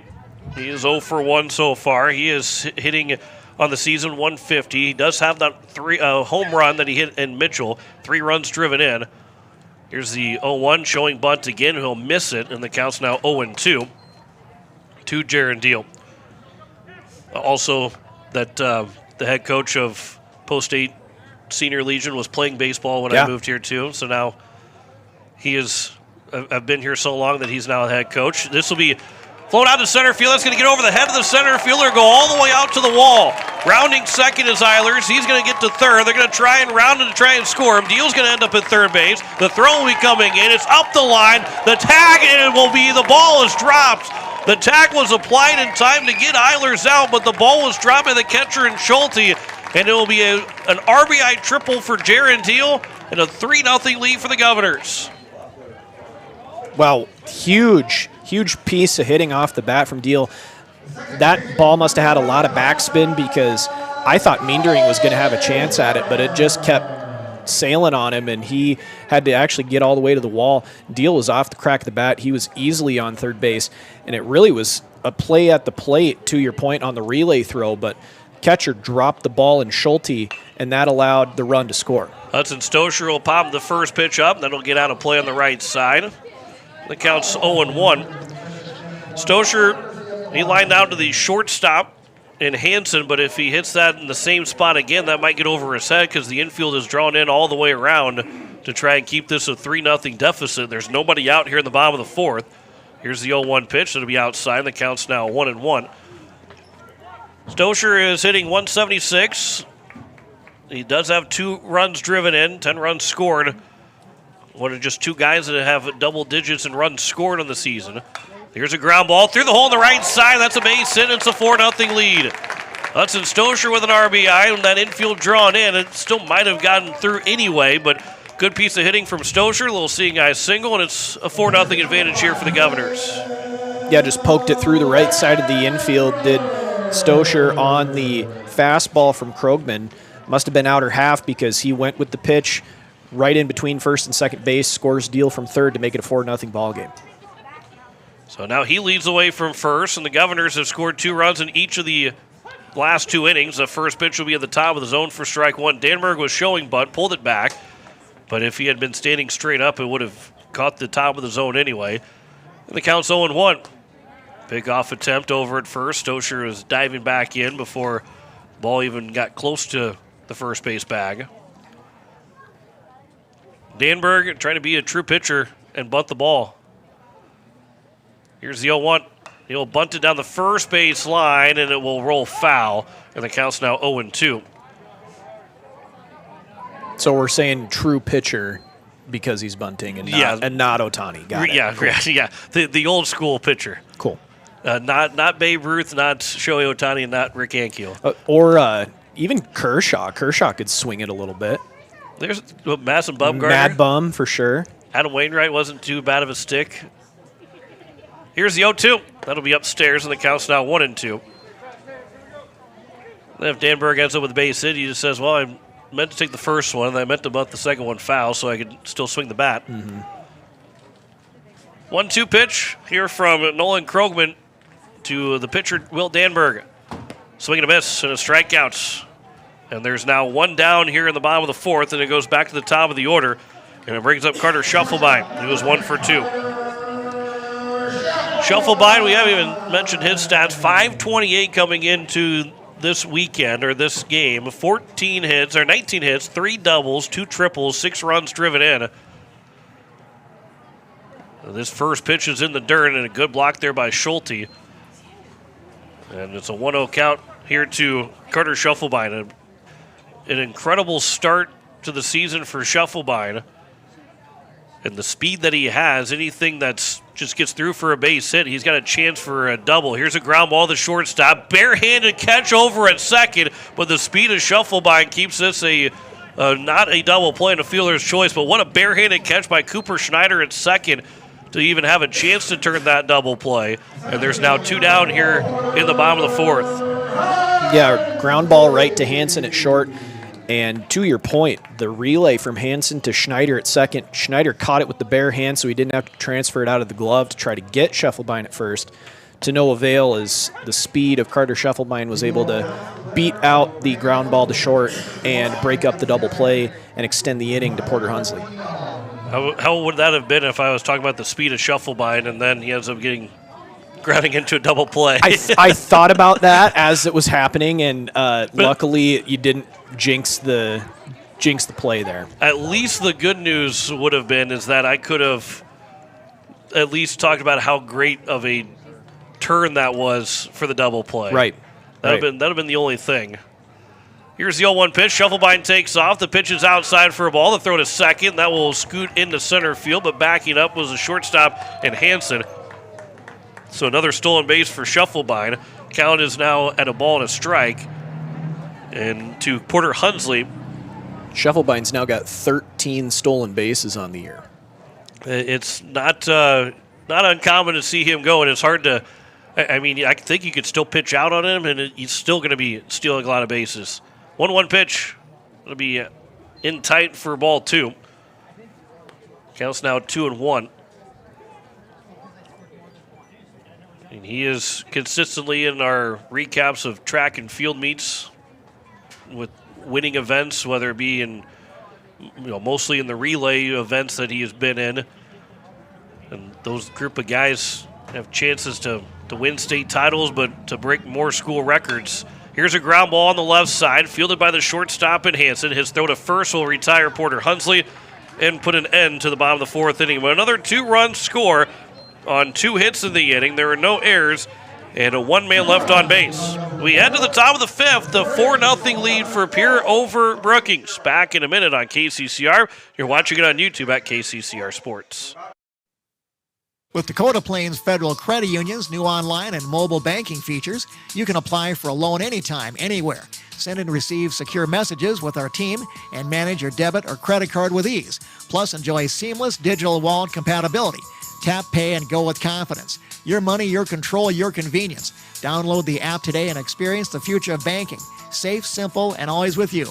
All deposits are insured up to $250,000 by NCUA.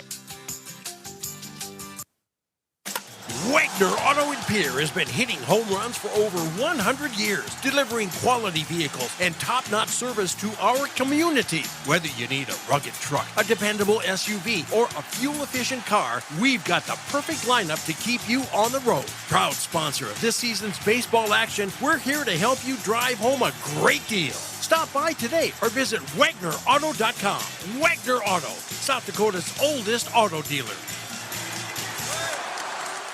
Top of the fifth, it is a 4-0 lead for Pierre over Brookings on the American Family Insurance Brittany Shufflebein scoreboard.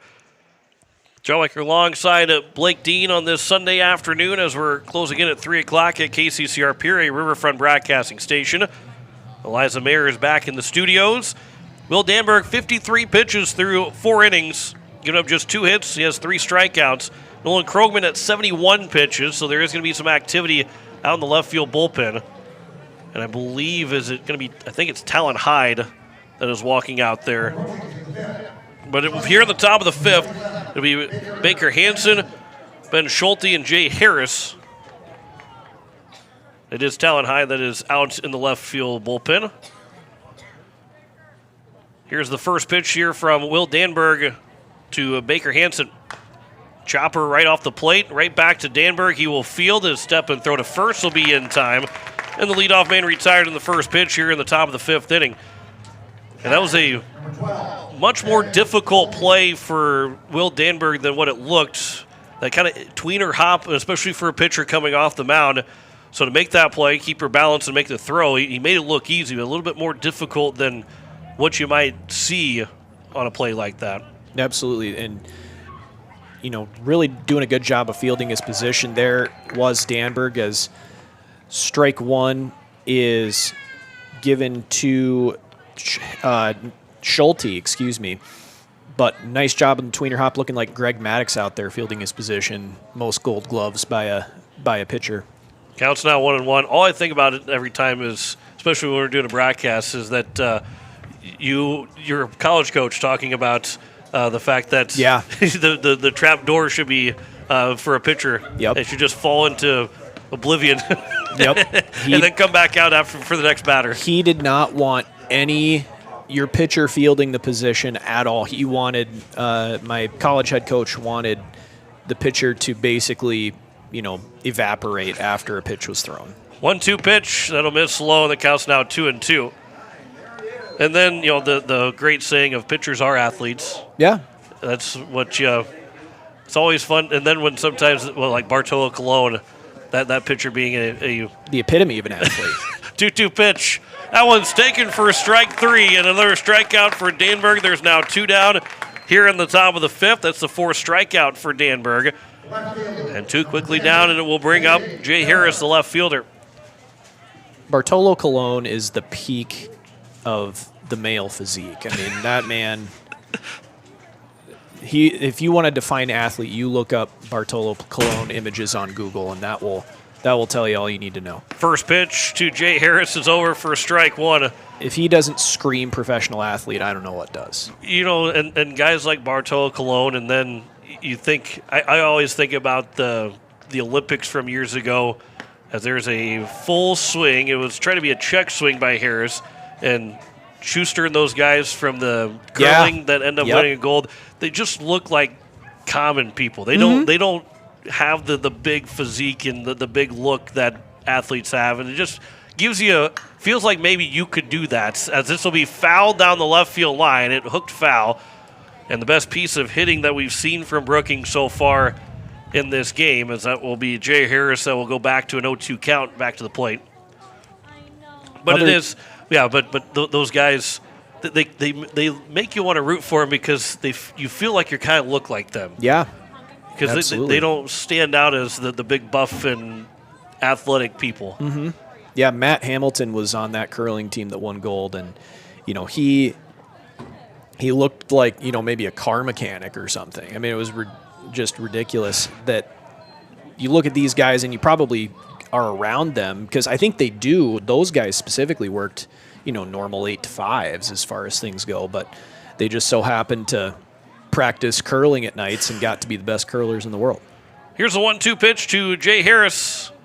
There's a chopper again. Danberg will field. He'll have to step and throw pretty quick, and he will. And two retired batters by Danberg along with a strikeout. He's got a 1-2-3 top of the 5th inning. We head to the bottom of the 5th. 4-0 lead for Pierre over Brookings. Back in a minute on KCCR, and you're watching it on YouTube at KCCR Sports. When the South Dakota wind howls and the rain pours, is your home ready? Introducing Pierre Roofing and Gutters, the newest name serving Pierre, Fort Pierre, and surrounding communities. Owned by Karsten Erickson, the same expert you've trusted for years at Karsten Erickson Roofing and Construction, we're expanding to keep our community covered. From full replacement to seamless gutter installs, Karsten and his team deliver. Don't wait for the next storm. Call Pierre Roofing and Gutters today for a free estimate. 605-280-8080. Pierre Roofing and Gutters. Built strong, built local. As community bankers, BankWest employees are deeply committed to supporting local causes, growing the local economy, and creating local opportunities.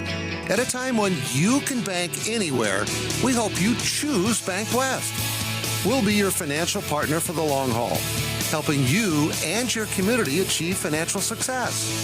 BankWest. Convenient, connected, committed. Member FDIC. As we welcome you back, it is the bottom of the 5th, and it is a 4-0 lead on the American Family Insurance Pretty Shuffle by and scoreboard. And for the Governors, it is going to be 3, 4, and 5. Sun and Shine leading things off. First pitch will hit him again. This is the second time. He's seen 2 pitches in his last 2 plate appearances, and both times have hit him. And there's a runner on at first here with nobody out, and Sun and Shine will step on first, and he'll go back to the dugout. Landry Van Roekel will go and run for him. So runner on at first. Trip Linnekugel had the RBI sac fly that got the Govs on the board in the bottom of the 3rd. Now a 4-0 advantage here in this first game of our doubleheader. As the first pitch from Krogman will come inside and miss for ball 1. Yeah, Sun and Shine, like to your point, he gets beat up behind the plate all game, and then the last 2 pitches that he's seen in the batter's box have both plunked him, and he's on first base both times. 1-0 pitch. There's a swing and a miss by Linnekugel, and the count's now 1-1. Linnekugel is 0 for 1. He grounded out to that second baseman and Schneider on the backhanded sliding stop that nearly made it 1-0 in that first inning, but then he hit the sacrifice fly in the bottom of the 3rd as the count's now 2-1. The quality at bat percentage for Trip Linnekugel is 54% coming in, which is hitting .611. There's a ground ball. This could be 2. Flip to second, and it will end up being, as Landry Van Roekel is getting out of the way of the potential double play, it was dropped by the shortstop in Hansen, but he picked it back up and was on the bag, and there's now 1 down, and Linnekugel safe at first. They're thinking about that double play before the ball got to the glove in the hand of Hansen. So it's still 6-4 in the fielder's choice. And now it's Parker O'Brien here with 1 out in the bottom of the 5th. First pitch is over for strike 1. Yeah, to your point, just they were going reverse from the glove flip bare hand double play that they tried to get in Shufflebind in the previous inning. This time going to Hansen at short, Schneider to Hansen at short, and didn't make the clean turn on that play, but it goes down as a fielder's choice, to your point, because Van Roekel was getting out of the way of a potential double play, didn't want to get drilled or slide into Hansen at shortstop. Counts now 1-2 here to Parker O'Brien. He is 1 for 2. He singled back in the 2nd, struck out swinging in the 3rd. Here's now the 1-2 pitch. That one will go to the far side of the plate, and a good stop there by Ben Schulte. He slid over to make the play, and the count's now 2-2 and keeps that runner over at first base in Linnekugel. Here's a 2-2. That'll miss outside, and the count is now full at 3 balls and 2 strikes. Here to Parker O'Brien, 1 for 2, looking to get his 2nd hit today. Governors with 5 hits overall.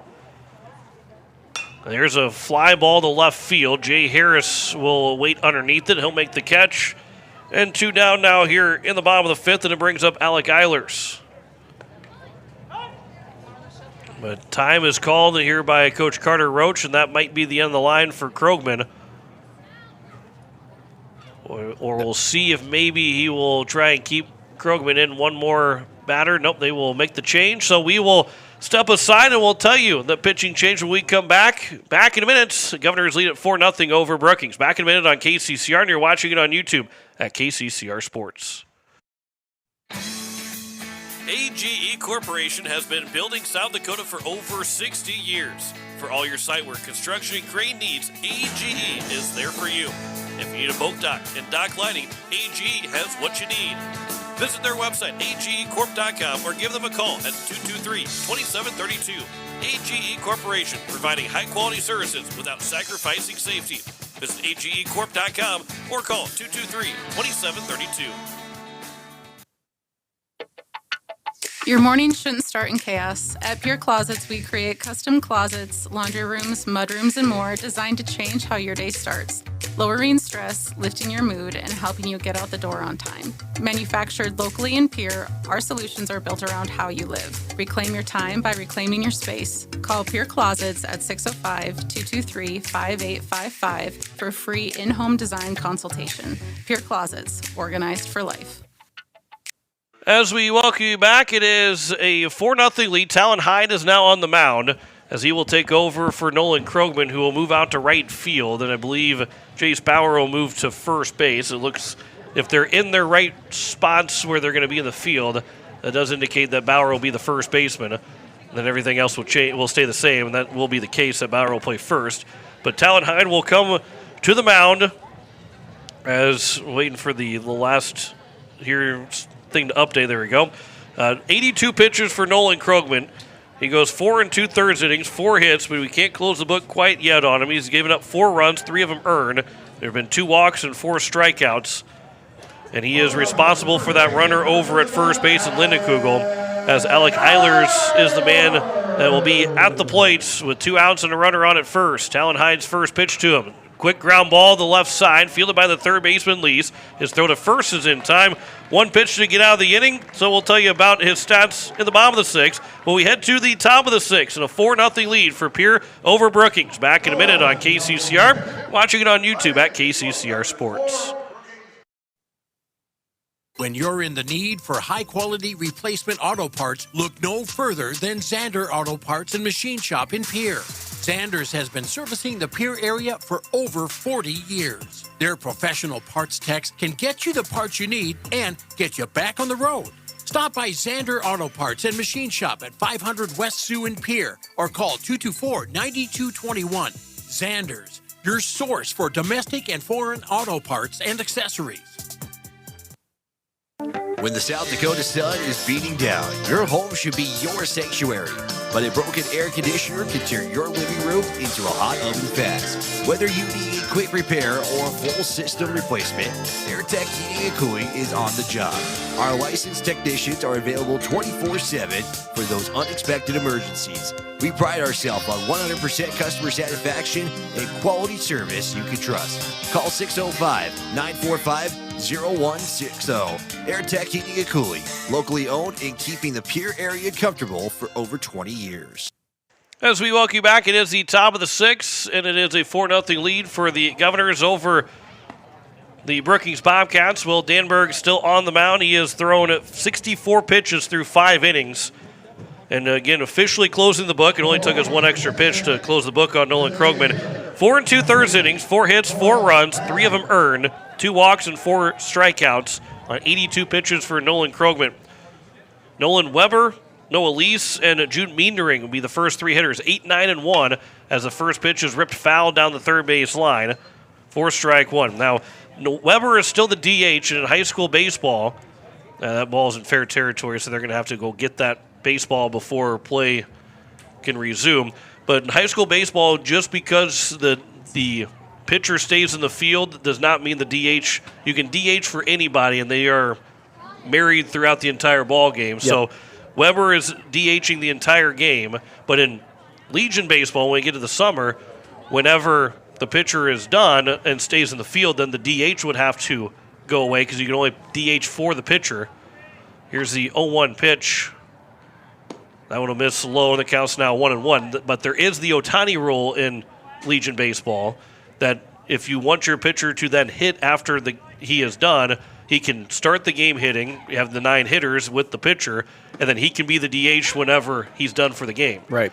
But still come out of the game as the count's now 1-2 to Nolan Weber. Correct. The pitcher couldn't go play the field and keep the DH. Keep the DH, correct. Here's the 1-2 pitch from Danberg. Sharp ground ball left side, back in by Shuffleby in the hole. The throw to first is going to not be in time by just a half step. What a play by Shuffleby to give an opportunity to get that first down. But Nolan Weber will beat it out for an infield single. The leadoff man is on to kick off the top of the 6th inning. And it will bring up Nola Lease, the third baseman. Yeah, good play in the hole by Shuffleby, looking to range to his right, try to make a play. And just to your point, about a half second too late as the throw was just a little bit late. And being able to beat it by a half step was the Brookings runner. We actually have a pinch runner or a courtesy runner for Brookings at first base right now. Leeds is 0 for 1. He struck out looking in his first trip to the plate. This is only the second time that he is coming to the plate, and they're only going to get to the third time through the order whenever Metering comes to the plate next. The first pitch is over for strike 1. So Danberg has worked well so far to this point at 69 pitches. Nobody out yet here at the top of the 6th inning. Here's the 0-1 from Danberg instead of pick over at first, and back in sliding safely. Is that Nolan Krogman running? That is Krogman running. So Krogman is now running for Weber. Nolan Weber. Right? Do I have that? I've got Wagner in the book. And I'm on the Brookings. Oh, yeah. I'm on the Brookings Sorry, page. I've been calling it Nolan Wagner Nolan Weber the whole game. Here's a ground ball to the right side. This will be fielded by Eilers. As he falls, he's able to throw it to Danberg, who will cover for the out. And a good play there, 3-1 on the putout. The only play was to first base, and they will make that play. There's one down here in the top of the 6th. And it will bring up now the top of the order in Jude Meendering. As good as Carter Roach's handwriting is, and I mean that in all sincerity, that he has the very best handwriting. Somehow I put Weber instead of Wagner, which he clearly has Wagner on the lineup sheet. So I'm glad that you're here to help me out, Blake, to make that distinction and make that correction. As the first pitch is upstairs for ball 1 to Meendering. So my apologies to Nolan Wagner. Yeah, and I didn't see the lineup card. I was just looking off Game Changer, but and I mean this in all like realistic that there is 0 people that have a better handwriting for a lineup sheet than Carter Roach does. Here's a 1-0 pitch that is out towards right center field. Coming over is Porter Hunsley to make the catch, and there's now 2 down. So that's even worse of me that I still did not put the right name down. Meendering is now 1 for 3, and it brings up Cooper Schneider. Yeah, I played against Carter in high school in Legion. He and his twin brother Corey were kind of the spearhead of Brookings back in those days, and Carter's turned into a really good, not only high school coach, but I think he's the Legion coach for Brookings as well. Really solid coach. And, solid ball player transitions to a solid coach. That seems to happen more often times than not. Here's Cooper Schneider. He's 0 for 2. 2 outs and a runner on at second. Here in the top of the 6th inning. First pitch will be off of Sun and Shine and going over to third. Without a throw is going to be Noah Lease. And there's now, it is going to be Wagner that's over there. Krogman that was running for Wagner. I had that all messed up in my book after I realized the mistake that I made to Nolan Wagner. Jeez, I'm still doing it. You're still doing Weber. The count's 1-1. To Schneider here. To Schneider, yeah. It is to Cooper Schneider. Don't even worry about Wagner. It's Krogman at third. 1-1 pitch with 2 outs here at the top of the 6th. That'll be upstairs, and the count's now 2-1. Now Krogman over at third. Schneider at the plate. Trying to get that first run of the ball game here for Brookings. Here's the 2-1 pitch from Danberg to Schneider. That'll miss low, and the count's now 3-1. Danberg has not walked a hitter yet in this game. And we've only seen 2 walks combined between these two teams, both coming from Nolan Krogman. Here's the 3-1, though, from Danberg to Cooper Schneider. That will be a strike at the top of the zone. The count's now 3-2. Schneider had the top, his right hand on the top of the bat, ready to throw it towards that third base dugout, but he'll dig back in. And Danberg could continue on into the 7th. He's only at 77 pitches here. 3-2 pitch. There's a line shot, and that will be fouled down the first base line. That was pitch 77, I should say. And it remains with a 3-2 count here in 2 outs in the top of the 6th inning. So another 3-2 pitch upcoming here for Will Danberg. The 3-2. That one is down the line and left. That will get down for a base hit. That will score the run. Rounding first is Schneider. He's on his way to second. The throw will skip wide of the bag, and it's going to be an RBI double for Cooper Schneider. And Brookings is on the board here at the top of the 6th inning on the double by Cooper Schneider. Good piece of hitting there by Schneider. He stayed on the curveball and was able to line it down the left field line. And O'Brien did a good job of cutting it off, but a little bit of a bobble out there down the left field line that allowed Schneider to get second base as the initial cut by Scheffelbein was bobbled, and so the throw ended up getting wide of second base. Good job of backing it up by Stoscher, but run does score, and Brookings is on the board, and that will actually plunk Talon Hyde in the helmet. So he will get on first base here and bring the tying run to the plate as head coach Scott Rowe is going to make his way to the mound to, at the very least, talk to Danberg here. Hopefully we will see him continue to finish out this inning. We'll have a courtesy runner for Talon Hyde, who is now the pitcher, and it will be number 5 in Jones Hunnemer that will be running for Hyde. But how quickly this, nearly was a 4-0 game at the end of the top of the 6th. But now all of a sudden, as Blake had just mentioned, the tying run is at the plate here in this 6th inning. So this is far from over here in this top of the 6th inning, and this ball game has got a lot more interesting quickly. And it will be Jace Bauer to the plate. Really in 2 pitches, Yeah, right. So first and second here with 2 outs. Jace Bauer is 0 for 2. Flew out to center and flew out to left. First pitch swing, line shot to Parker O'Brien, who waits on it, makes the catch, and retires the side. And that will send us to the bottom of the 6th. 1 run does score on 2 hits in the inning. There are no errors and 2 men left on base. We head to the bottom of the 6th. It is a 4-1 lead for Pierre over Brookings. Back in a minute on KCCR, and you're watching it on YouTube at KCCR Sports.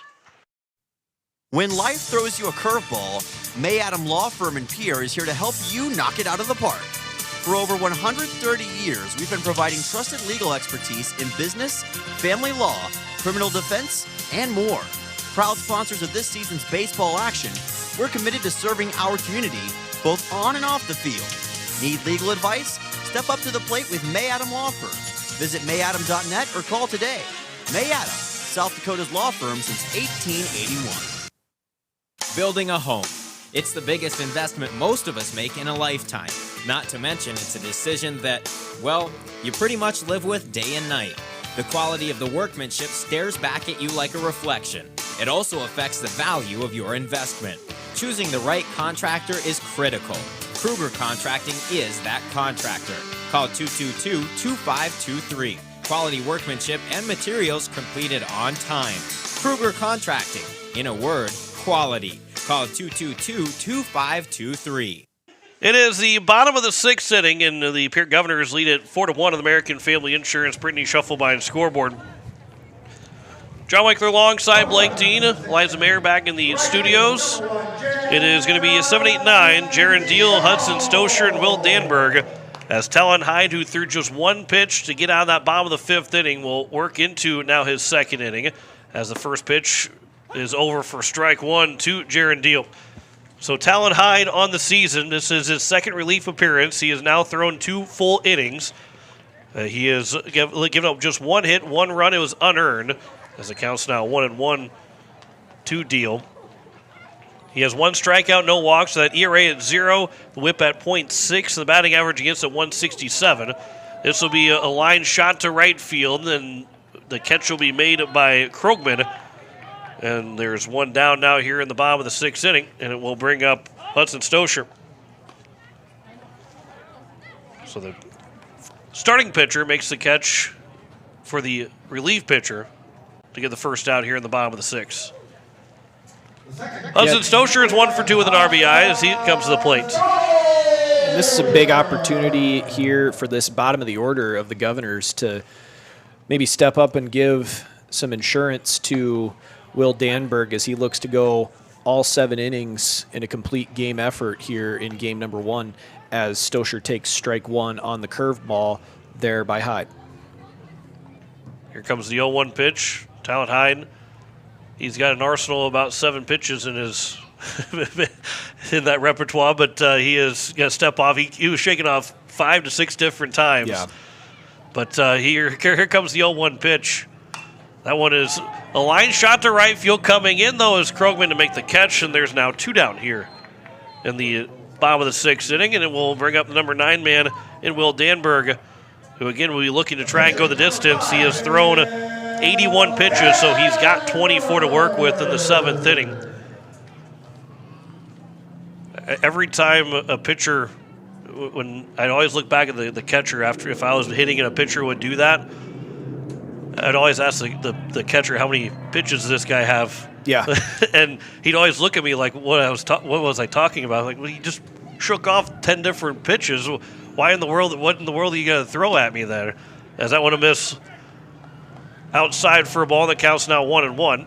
Because every once in a while, your catcher might tell you just to shake it off, just shake your head so you kind of get the other guy confused. There's a swing and a miss, and the count's now 1-2. But when you start shaking off 4 to 5 to 6 different pitches, then everybody is confused and doesn't usually leads to somebody stepping out. So this pitch will be upstairs. They tried to break it back over to across the plate. It ends up being just a bit too high, and the count's now 2-2. Everybody from the middle part of the field were running off to the dugout. 2-2 pitch to Danberg. Swing and a miss. And that'll be strike 3, and that will retire the side. Talon Hyde retires all 4 men that he has faced so far in this game. We head to the top of the 7th. The Pierre Governors lead it 4-1, 3 outs away from a first game win here on KCCR and on YouTube at KCCR Sports. Back in a minute.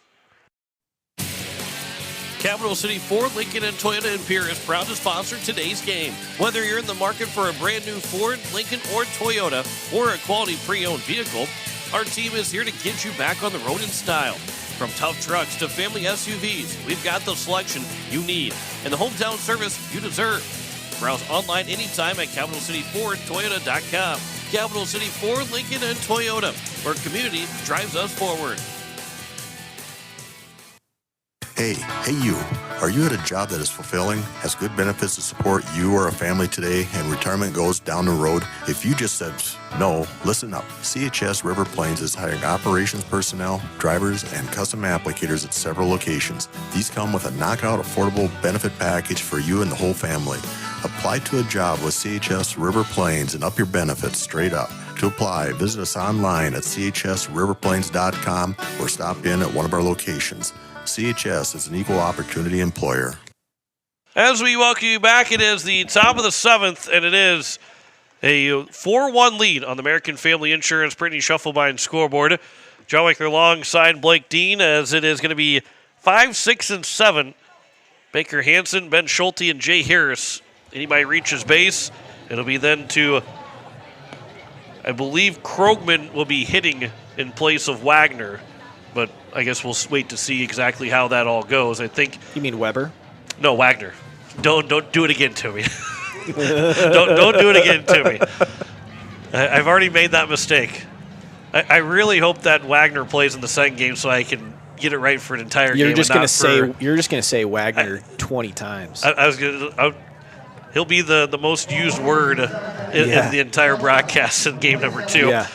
Baker Hansen is 0 for 2 as he'll lead things off here in the top of the 7th. Again, Will Danberg, he has thrown 81 pitches, so he's got 24 to work with before he'd have to be removed from the ball game. So he's looking to try and go the distance. 1 run, 4 hits, and 1 error for Brookings. 4 runs, 5 hits, no errors for the Governors. As the first pitch is missed for ball 1. Here to Baker Hansen. These 3 guys in the order are combined 0 for 6 right now. 2 groundouts for Hansen, 2 strikeouts for Schulte, as the count's now 2-0. And then a pop-out and a ground-out for Jay Harris. Danberg looking to finish off the game, starting off behind of Hansen here, 2-0. Maybe looking for a fastball to get himself back in the zone, but it's going to be a off-speed pitch in the dirt, so a 3-0 count here to Baker Hansen to lead off the top of the 7th, and maybe we'll look to maybe take a pitch here to continue to run up Will Danberg's pitch count. 3-0 count. Here is that 3-0 pitch from Danberg. That's over for a strike. The count's now 3-1.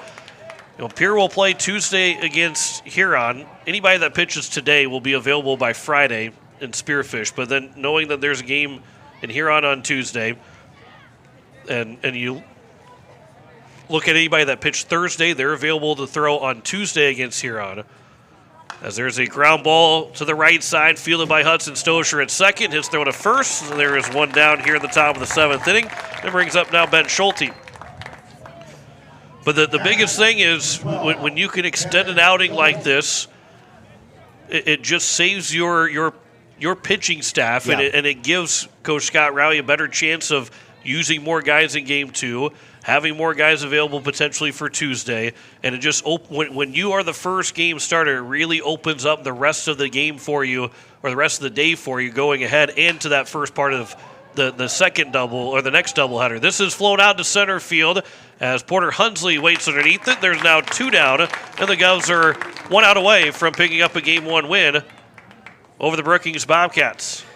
And to that point, John, you look at the Governors by statistics this year, and really probably the quote-unquote ace of the staff, if you look at stats, is Brennan McCullough coming into this doubleheader. But you look on, from previous results in previous years, Will Danberg is your guy. He is your 1A type of guy, even though the numbers to this point haven't necessarily reflected that.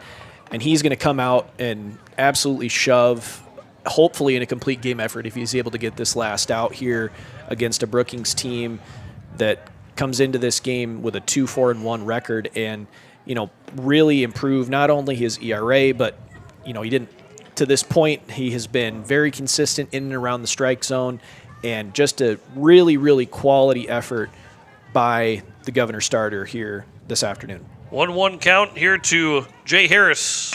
Ground ball over to third. It is gobbled up by the third baseman. The throw to first, and the Governors will get the win. Trip Lindenkugel will fire to Alec Eilers, and it is a Game 1 win for the Pierre Governors. A 4-1 victory in Game 1 for Pierre over Brookings.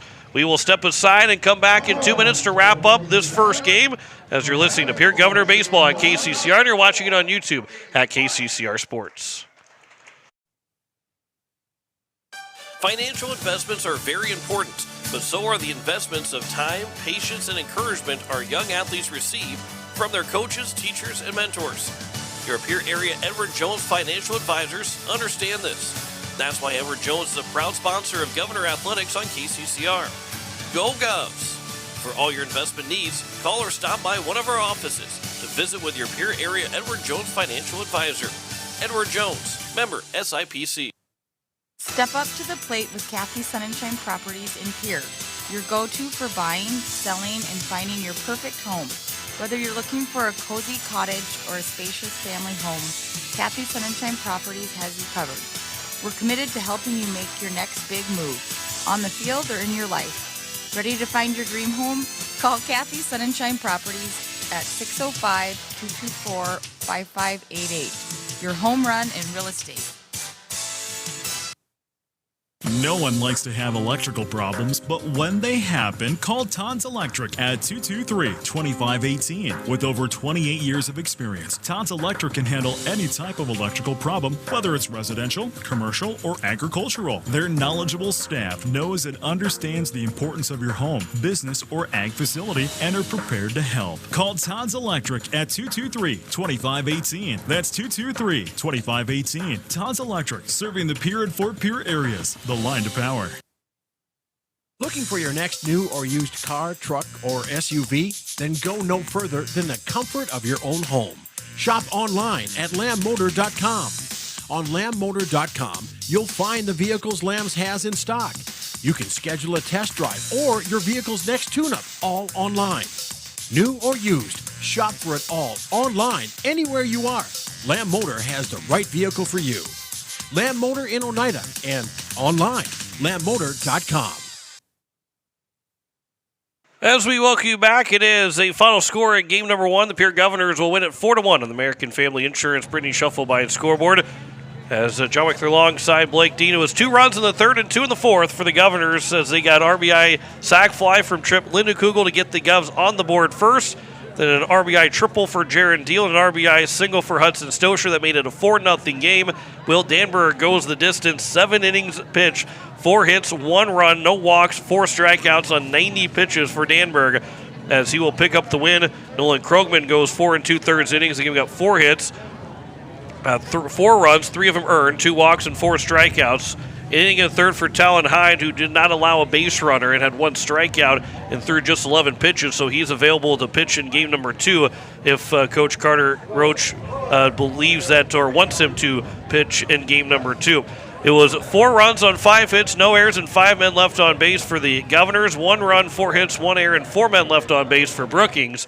And the time of the ball game was an hour and 33 minutes, which is a lot different than the 2 hours and 56 minutes that we had in the last game and 2 hours and 28 minutes in game 1 of that doubleheader. But Blake, overall, a really good pitching performance by Will Danberg in game 1, and the Govs got timely hits and timely at-bats to get those runs in. Yeah, they really did, and it all starts with the pitching of Will Danberg. Complete game performance for the junior. He goes the distance, allowing, to your point, 4 runs, 1 earned run, 4 strikeouts, only 1 free pass, which was a hit by pitch. And that was actually late in the game in that top of the 6th as he plunked Talon Hyde in the head. And really, there was a two-pitch stretch in the top of the 6th where, you had the RBI double by Cooper Schneider, followed up. The next pitch was Hyde getting plunked in the helmet.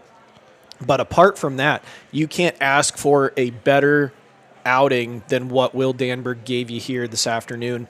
And then to your point on the hitting side, a lot of timely hits. You look at, the bottom of the lineup in Hudson Stosher getting an RBI single. You had Jaron Deal with a big RBI triple in the at-bat prior to that after Alec Eilers got on base.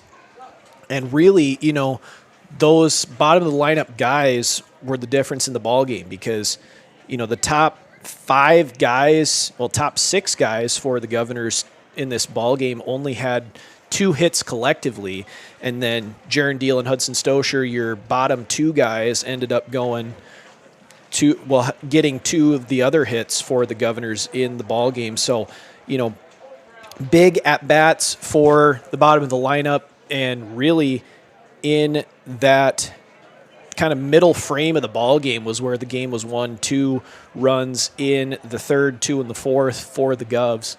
And, when you give a guy like Will Danberg that kind of run support, he's going to repay you more often than not, and he sure did here this afternoon. Govs win 4-1, and again, going back to show you that this is a team that can win close ball games like this in a relative pitcher's duel, because on the flip side, Krogman for Brookings really threw the ball pretty well through 4 2/3, and Nolan Krogman came out and gave you his best effort here this afternoon as well. But this is a game that Pierre is going to be able to win close games. They're going to be able to win slugfests. Whatever the game dictates, Pierre can do, and they come out on top here in Game 1. It is a big win for the Governors, a 4-1 victory over Brookings. And again, that the Govs will be looking for the sweep over the Bobcats coming up here in game number 2. With a now 9-4 record, the Govs have won 7 straight. Brookings falls to 2-5, which is now 2-4 in South Dakota games. And also that one tie. The Governors are now 7-4 in South Dakota games, as they had jumped from that number 10 seed, number 10 team in the standings, up to around the number 5 seed going into this doubleheader. But a big, and going back to what Blake was talking about with the fact that the Govs, got a pitching performance from Will Danberg. It was in that second, third, fourth, fifth, and seventh innings, 3 batter minimum for Will Danberg. He had 1, 2, 3 inning in the second, third, fifth, and seventh in order. He also got a caught stealing in that 4th inning to give him that minimum 3 batters to see in that 4th. So a really good job by Danberg and the 90 pitches that he threw to get that win for the Govs, as they are now 9-4 on the season. We will step aside. We will hear from News Director Zach Nelson and weekend news coming up here in just a little bit. If you're watching on YouTube at KCCR Sports, hang tight. This year we are only having one video for both games, so if you're Brookings, who maybe haven't watched a game yet this year, but for the Governors, if you're watching for the first time as well this season, we are going just one video only for our doubleheader. So hang tight. We'll have that second game coming up, but you'll be able to hear from News Director Zach Nelson and his weekend news that is on the way here in just a little bit. 4-1 is our final score over Brookings. We will come back with our weekend news after this, and then start to get you set for game number 2 on the way here, as you're listening to Pierre Governor Baseball on KCCR and watching it on YouTube at KCCR Sports. Step up to the plate with Overhead Door Company of Pierre. Like your favorite team, we deliver reliability, strength, and top-notch performance. For over 100 years, Overhead Door has been the most respected name in the industry. From commercial or residential repairs to full upgrades, our team of technicians stand ready to provide winning results. Don't let a faulty garage door strike you out. Look for the signature red ribbon and call the industry MVP at 605-224-6200. Bring your garage door game to the big leagues. People helping people. Have you ever wondered what the benefits are of becoming a Owyhee Federal Credit Union member?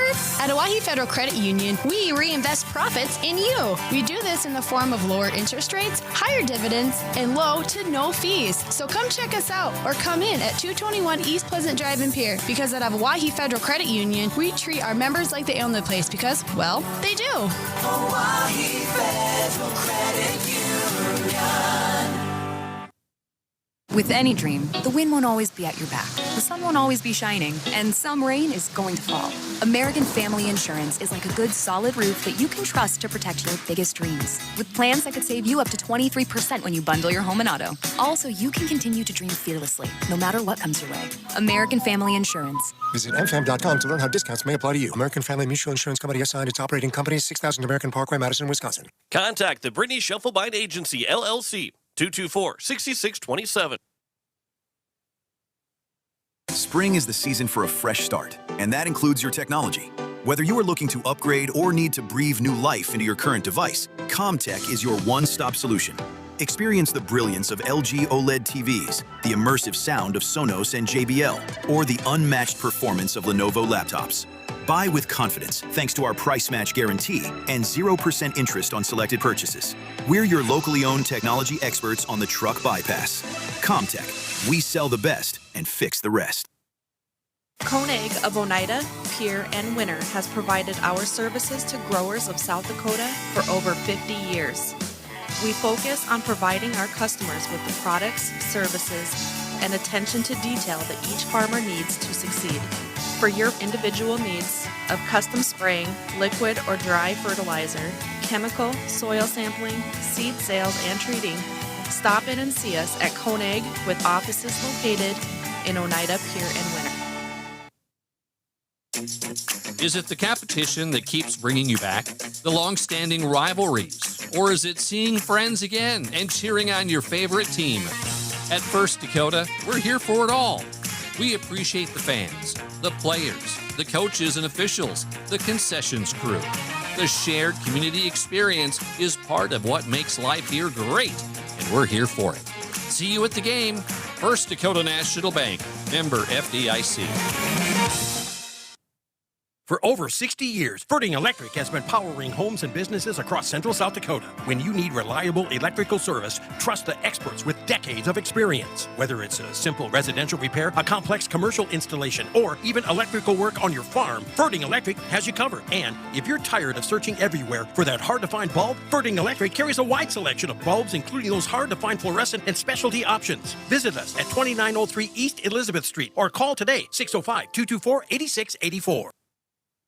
When you're looking for quality trash pickup services, look no further than Envirotech. 6 days a week, their trucks are on the road picking up trash, even holidays. They're also the place to contact for recycling services. Their friendly, professional staff is ready to assist with weekly pickups or even special pickups. Check out the website at envirotechwaste.com. Envirotech is locally operated. Call 224-4804. Envirotech Waste Services in Pierre, proud to support high school athletics. At Shane's Pharmacy, your health and your time matter to us. Our team takes pride in providing personal, professional care, from filling your prescriptions quickly to answering your questions every step of the way. Need a little extra convenience? We offer free delivery right to your home or office. Because at Shane's Pharmacy, you're our family, friends, and neighbors, and we're honored to care for you. Shane's Pharmacy. Feel better for less and stay well with us. Call 605-223-9200 or stop by in Fort Pierre. Shane's Pharmacy. Proud to support our local high school athletes. For years, you have trusted Larry Fry Heating and Cooling to keep your home comfortable, no matter the season. Now that same commitment to quality service and expert care has a new name. Introducing Kruger Climate Systems. We're familiar faces, the reliable technicians, and the same dedication you've always known, now under a new banner. From essential repairs and routine maintenance to brand new installations, we're here to ensure your home's perfect temperature. Kruger Climate Systems, your trusted partner for a comfortable home. Call us today for all your heating and cooling needs. Crews are making progress on improving infrastructure under Elizabeth Street as a part of the Euclid Avenue reconstruction project. TJ Gallagher with Morris Incorporated says City of Pierre crews started on services at the end of last week. And then they'll go into the water line. So they're on schedule. They're doing a really good job on East Elizabeth Street, keeping that moving to get everything ready for us once we get up in that area. So we've been coordinating with them to make sure that our crews don't run into each other and we can keep the project moving. So there's a lot going on in this area. We've got a water line crew, we've got a sanitary or a storm drain crew, and a lateral crew putting in the cross pipes, and then we've got a grading crew there, and then you add the City of Pierre work on Elizabeth Street. There's a significant amount of construction going on. The goal is to have all work south of Elizabeth done by mid-June. Sanitary sewer on Elizabeth is almost to grand. So moving up to the traffic control that we currently have on Elizabeth Street, the green line there, that shows where the City of Pierre currently is with their sanitary sewer. They're heading towards North Grand to a new manhole.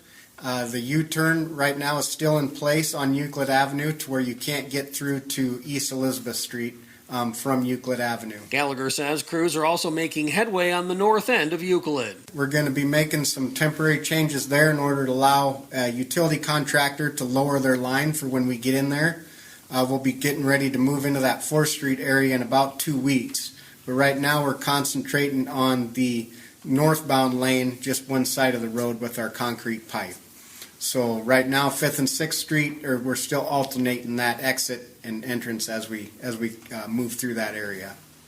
The 4-way stop, again, will stay in place and is still running. Gallagher says they continue to have a handful of semi-trucks a week, ignoring Highway 14 signage and driving down Euclid going into the work zone where a U-turn is in place at Elizabeth.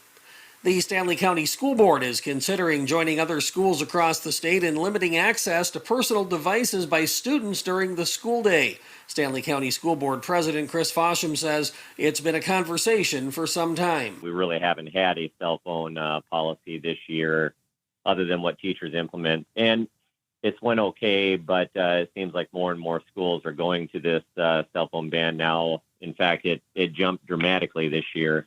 And we would like to try it. We voted on having admin get together when we get our new admin here in June and have them discuss on a cell phone ban and what the details are and how to implement it. Fosham himself is in favor of such a restriction. I think there's a lot less issues in school if kids don't have their cell phones. I know it's a controversial topic, but for 8 hours a day, if they can just focus on schoolwork and actually having conversations with their classmates rather than social media, I think it's a good thing. Fosham says incoming new leadership, including Superintendent Rob Coverdale and middle and high school principal Jessica Carr, will lead discussions about whether to move forward with a ban or not. The South Dakota legislature failed to pass a cell phone at school ban last winter.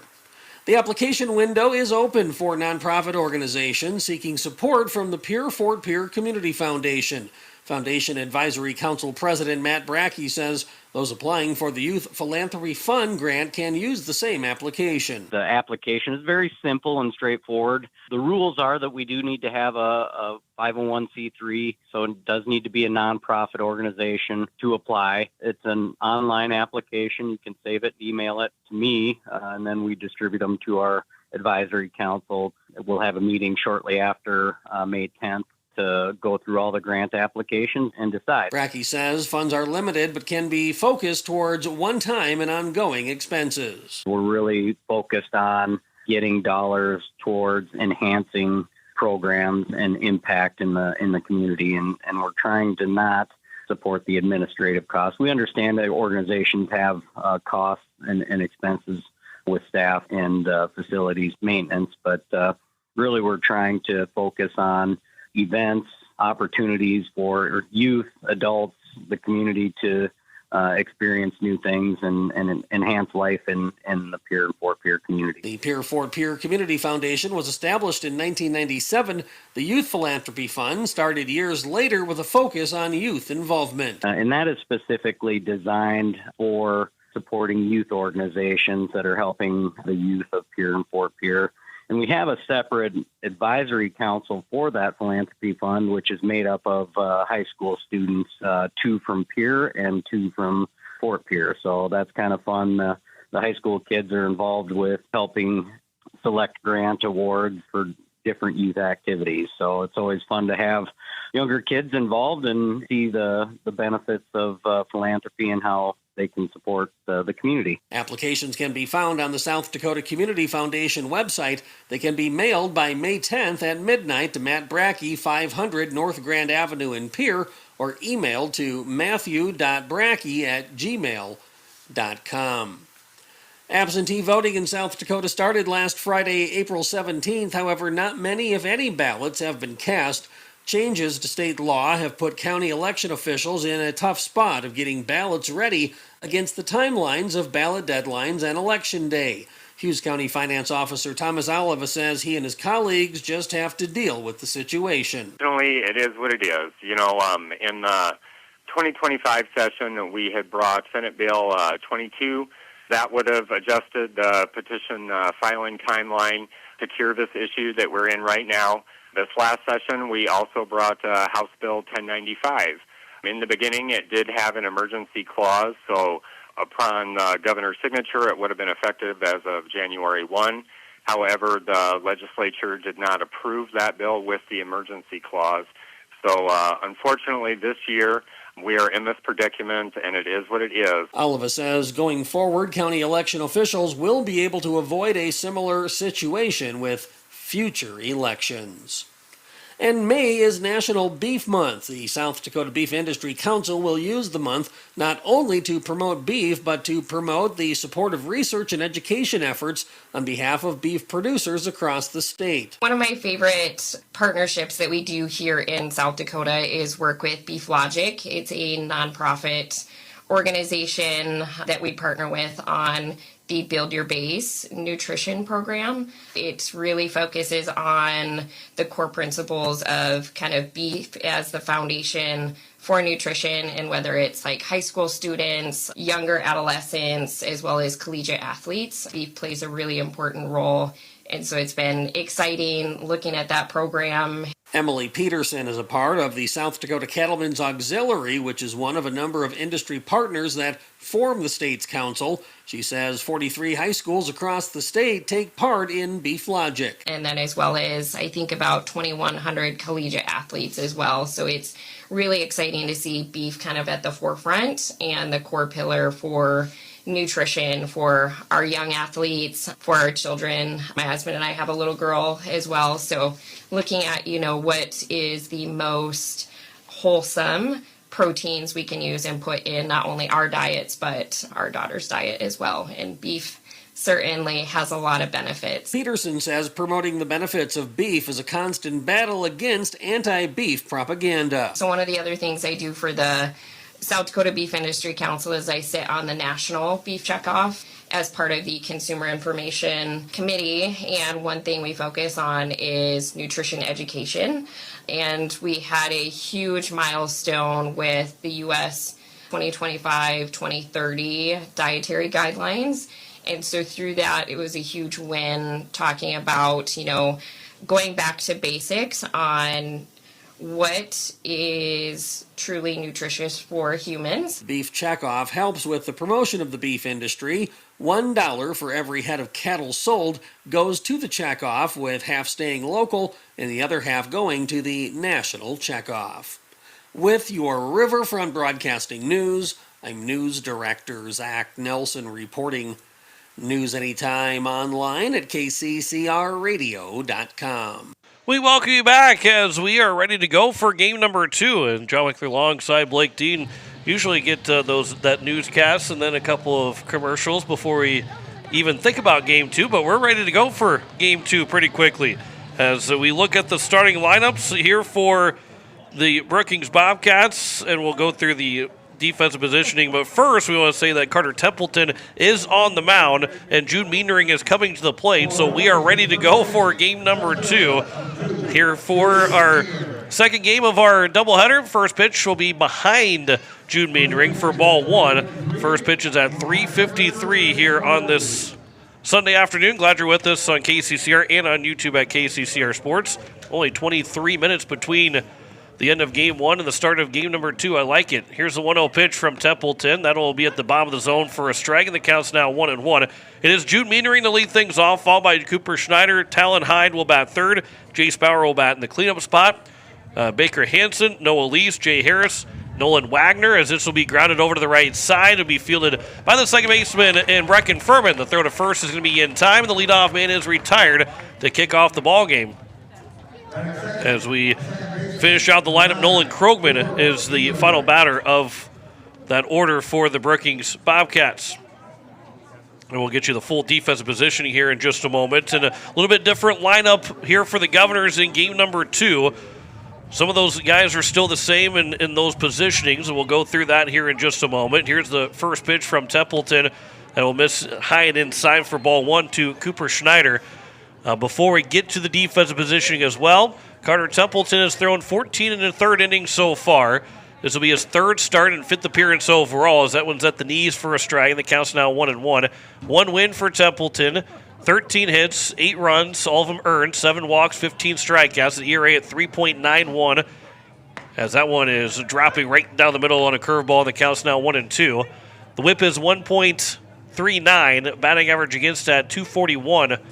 First pitch strike percentage at 55%. Here's a line shot to right field. That is right to the right fielder, Jackson Goodman, to make the catch. And there's now 2 down here in the top of the first inning. And I promise Blake will talk at some point here in this first inning, or in the bottom of the first. Around the horn defensively, Parker O'Brien is out in left. Porter Hunsley in center. Jackson Goodman is in right. Hudson Schaefer is at third. Carter Shufflemine at short. Brecken Furman at second. Bridger Babcock at first. Sudden Sunshine behind the plate. And here's the first pitch from Templeton to the number 3 man in Talon Hyde, and that will miss low for ball 1. And we welcome Blake Dean to the broadcast. Hello.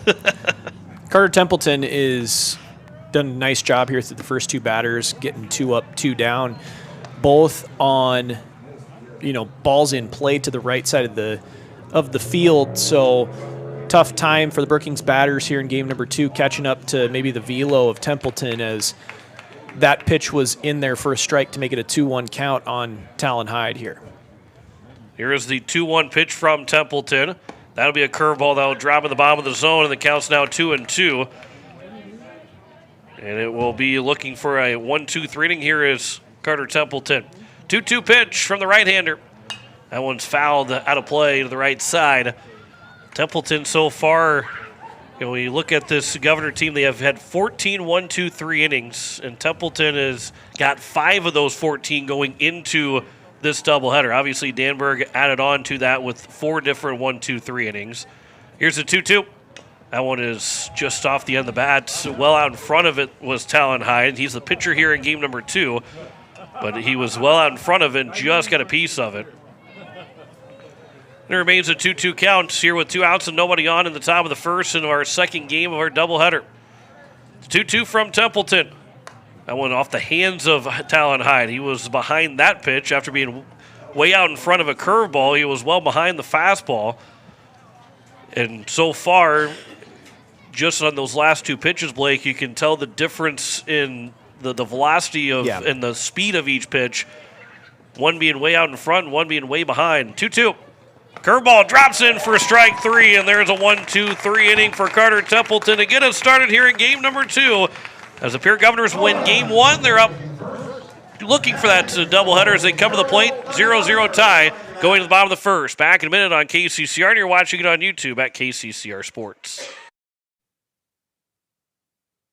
Inheritance, romance, and investment scams continue to plague South Dakotans with high dollar amount losses. They prey on vulnerable adults and swindle consumers out of their funds. Scammers befriend the victim, making it difficult for them to see the reality of what's happening. If you have a loved one susceptible to this type of scam, sit down and talk with them about these issues before it happens to them. If you or a loved one have been scammed in this manner, please reach out to the South Dakota Office of Attorney General's Consumer Protection Division at 800-300-1986. Stolken Peterson LLP has been your local CPA firm for over 40 years, offering tax preparation, bookkeeping, payroll, and consulting services. If your business, farm, or ranch needs professional, accurate, and reliable services, we are your firm. Our clients are our #1 priority. If you need a higher level of accounting service, give us a call at 605-224-5828. That's Stolken Peterson LLP. 222 East Missouri Avenue in Pierre. As we welcome you back, bottom of the first in a scoreless game here in game number 2 of our doubleheader. John Wickler alongside Blake Dean as we go through our starting lineup for the Pierre Governors. Carter Shufflebein is leading things off in game number 2. He's the shortstop. Porter Hunsley, the center fielder, batting second. Sunshine will bat third. He is the catcher in game number 2 as well. Will Eilers will DH and be the number 4 man in the batting order as he is batting in the cleanup spot. Parker O'Brien, the left fielder, is batting 5th. Jackson Goodman, the right fielder, batting 6th. Hudson Schaefer, the third baseman, will bat 7th.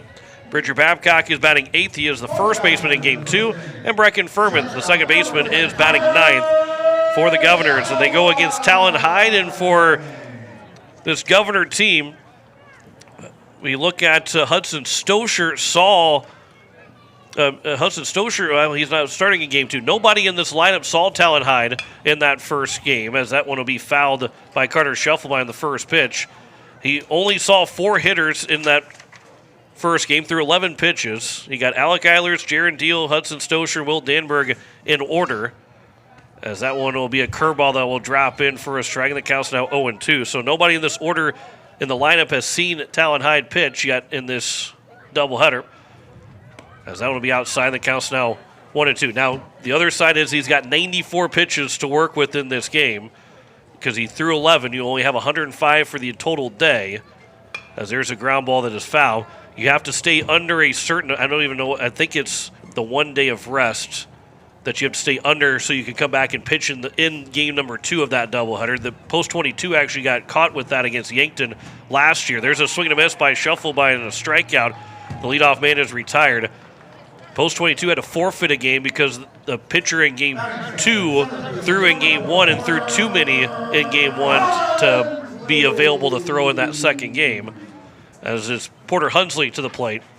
But obviously with only 11 pitches for Talon High, that is well underneath the limit. Here's a ground ball to the left side, fielded by the shortstop. Hansen. His throw to first is going to be in time, and there's two quickly down here in the bottom of the first, and it brings up Sun and Shine.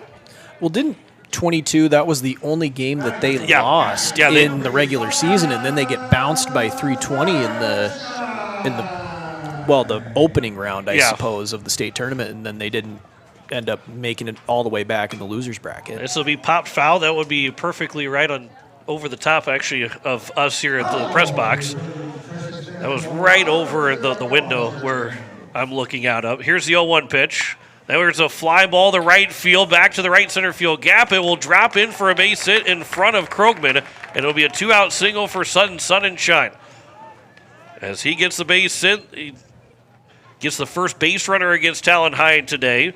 First base runner of game number 2. And there's a runner on at first with 2 outs. And it brings up Will Eilers, the DH. Yeah, Eilers comes into this contest slashing 182, 217, 364 for an OPS 581. He's got 2 singles and 2 triples of his 4 hits. So he has had a couple of extra base hits, and he's got some pop in his bat, but the batting average a little bit below the Mendoza line of 200 for Eilers. We'll see if he can up that here today with a guy at first base in Sun and Shine who's going to be able to go off the crack of the bat. And actually, we've got a courtesy runner on Jared first. Deal is running in place of Sun and Shine over at first.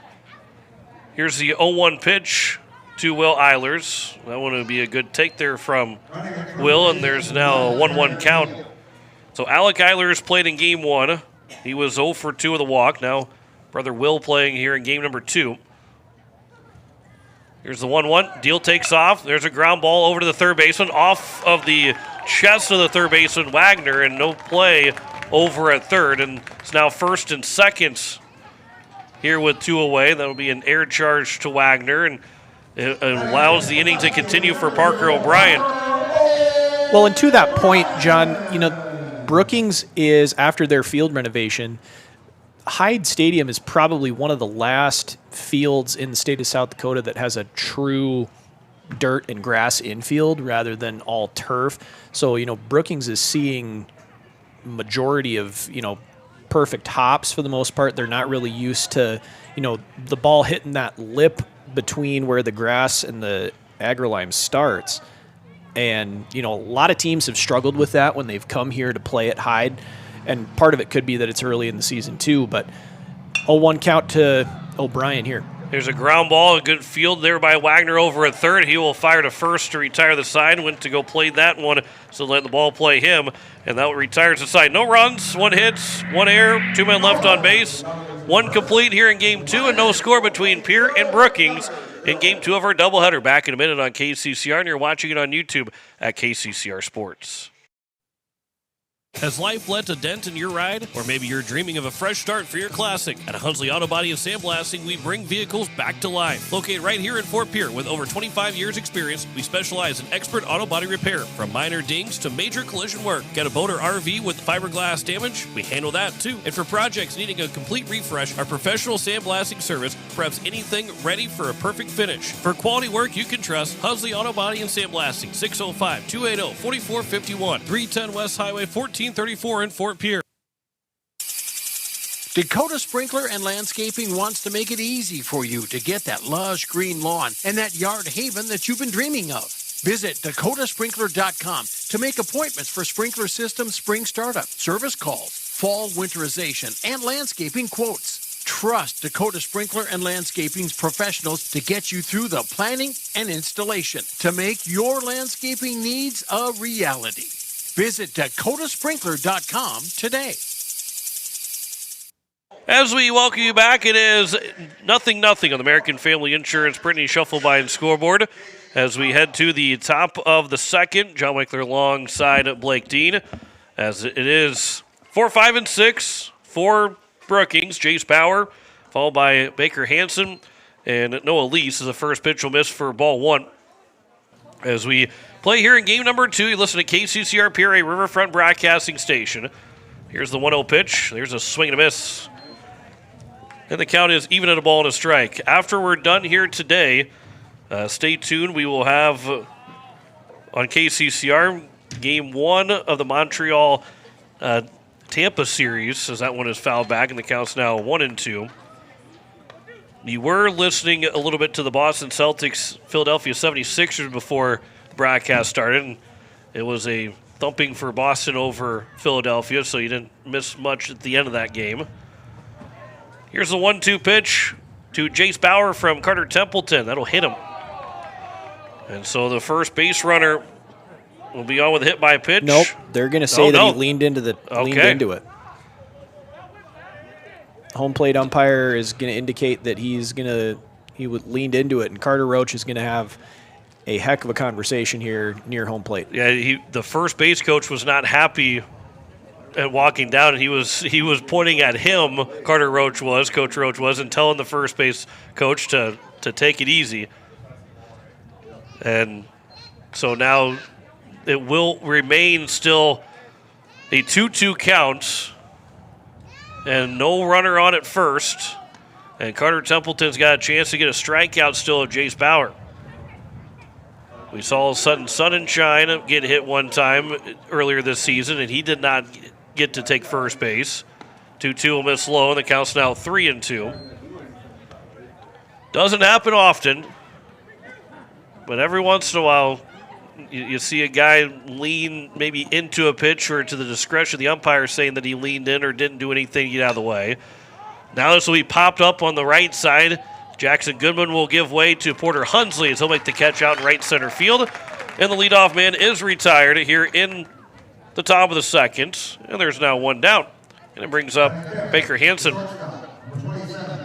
That goes from potential leadoff runner on for Brookings in Bauer to a fly out to Porter Hunsley in right center field for out number 1. So break for the Govs here early. We'll see if they can capitalize here the rest of the way. First pitch is over for strike 1 to Baker Hansen. Most of this lineup is still the same for Brookings. Hansen went 0 for 3, though, with 3 ground outs in game number 1. Here's the 0-1 pitch. Here's a ground ball to the right side. This will be fielded by the first baseman, Bridger Babcock. And again, didn't field it cleanly, but as the first baseman does, all you got to do is just get in front of it and knock it down. And Bridger Babcock runs it to the base to retire the man in Baker Hansen. And there's now 2 down, and it brings up Noah Lease. And right on cue, John, make it 4 ground outs now for Hansen on that last out, extending to last game. So the lefty and Lease will get a chance to swing the bat against the right-handed pitcher, Carter Templeton. First pitch will be outside for ball 1. It's like you called that last one. Not that I'm surprised. You're just so prescient and omnipresent in terms of your calls. So that might be the word, 2 words of the day. Here's the 1-0 pitch. That one is high and outside. The count's now 2-0. Usually I get told off if I use too many big words or try to use too many big words because I don't know what they mean. This one will be at the knees for a strike. The count's now 2-1. I'm going to say I could start imitating Stephen A. Smith and just pulling out all of the big words. Can you talk? I mean, it's kind of easy to imitate Stephen A. Smith. Here's a ground ball on the left side. Carter Shufflebein will field. The throw will be wide, but it was able to be on the back still as Bridger Babcock, but it is late. I think Shufflebein had a little bit of a hard time getting the ball out of his glove, and it turns into an infield single for Noah Lease to get the first base run of the ball game for Brookings here with 2 outs at the top of the second. It was a tough play already for Carter Shufflebein going to his right. He looked like he double clutched a little bit, like it was harder for him to get the ball out of his glove to fire the first, and it was by half a step able to be safe over at first was Lease as the first pitch is over for strike 1 to Jay Harris, the left fielder. Yeah, to your point, that's a tough play there for Carter, and maybe double clutch trying to get the ball transferred from the glove to the hand, but it was enough time for Lease to get over to first base as that ball is going to get to the backstop, and Lease is going to move up to second on the passed ball from Templeton. So now we'll have time called as Sunshine will go and have a quick conversation with Carter Templeton, maybe talking about the sign, which number sign they're going to use with now the first base runner on at second. But then you go back to what could have been that first batter, Jace Bauer.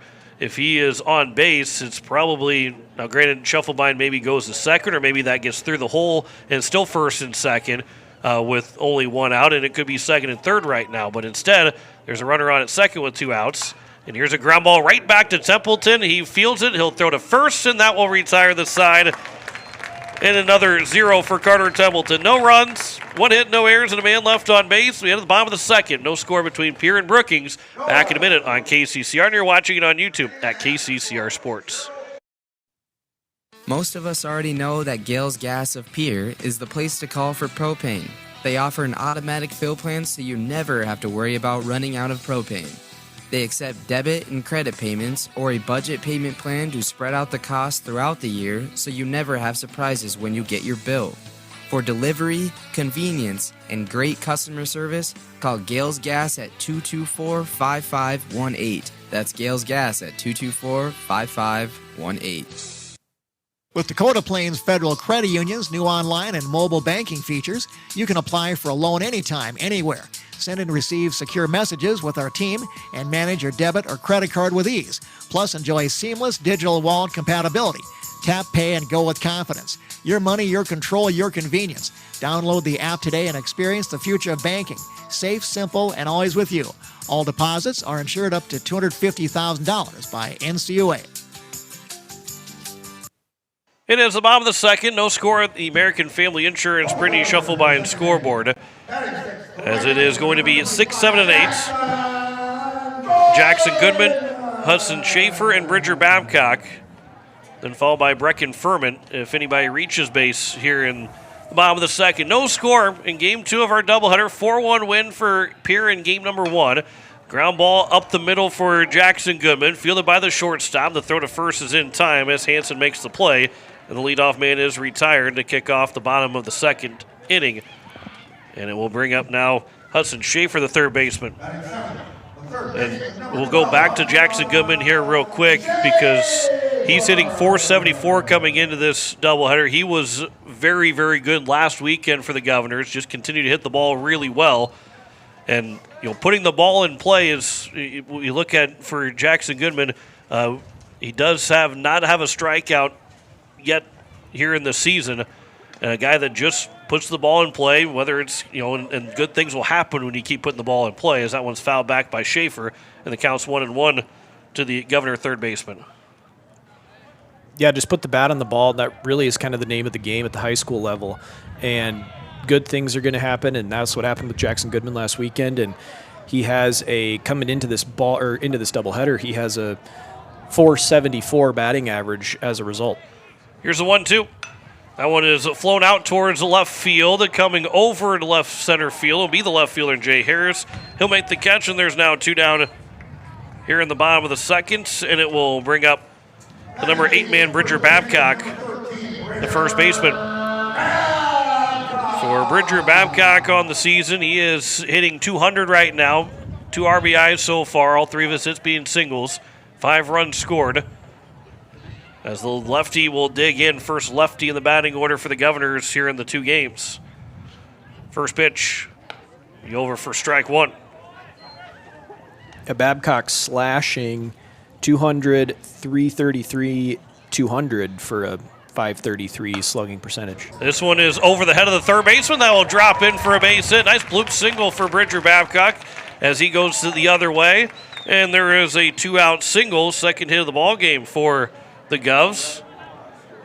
And it looks like a hard line drive in the book, and it's a base hit for Bridger Babcock. And now it's number 9-man in Brecken Furman. And raises his batting average to .250, does Bridger Babcock on that hard line drive to the left side of the field. As long as you're not watching YouTube at KCCR Sports, that's exactly what it was, the hard line drive. First pitch is at the knees for strike 1. Here to Brecken Furman, the second baseman. .267 batting average so far for Furman, 4 of 15. Does have 3 runs driven in, 5 runs scored for Furman. As that one is over for a strike and is quickly 0-2. looking for his first 2-out RBI, and obviously he'd have to hit the gap somewhere right now or into the right field corner. Here's the 0-2 pitch. Babcock takes off. That'll be upstairs, and now they'll have a runner in score position. A great steal there by Bridger Babcock. Took that on the pitcher, Talon Hyde, who was more concerned about Brecken Furman at the plate. And now base hit can make this a 1-0 lead here for the Govs in the bottom of the second. Talon Hyde comes set from the stretch and deliver the 1-2 pitch here to Brecken Furman. Kicks and deals. That one is flown out towards left center field. Coming in a long run is the center fielder and Meendering to make the catch, and that will retire the side here in the bottom of the second. No runs, a hit, no errors, and a man left on base. We head to the top of the third. No score between Pierre and Brookings. Back in a minute on KCCR. Watching it on YouTube at KCCR Sports. Wagner Auto in Pierre has been hitting home runs for over 100 years, delivering quality vehicles and top-notch service to our community. Whether you need a rugged truck, a dependable SUV, or a fuel-efficient car, we've got the perfect lineup to keep you on the road. Proud sponsor of this season's baseball action, we're here to help you drive home a great deal. Stop by today or visit WagnerAuto.com. Wagner Auto, South Dakota's oldest auto dealer. When the South Dakota wind howls and the rain pours, is your home ready? Introducing Pierre Roofing and Gutters, the newest name serving Pierre, Fort Pierre, and surrounding communities. Owned by Karsten Erickson, the same expert you've trusted for years at Karsten Erickson Roofing and Construction, we're expanding to keep our community covered. From full replacement to seamless gutter installs, Karsten and his team deliver. Don't wait for the next storm. Call Pierre Roofing and Gutters today for a free estimate.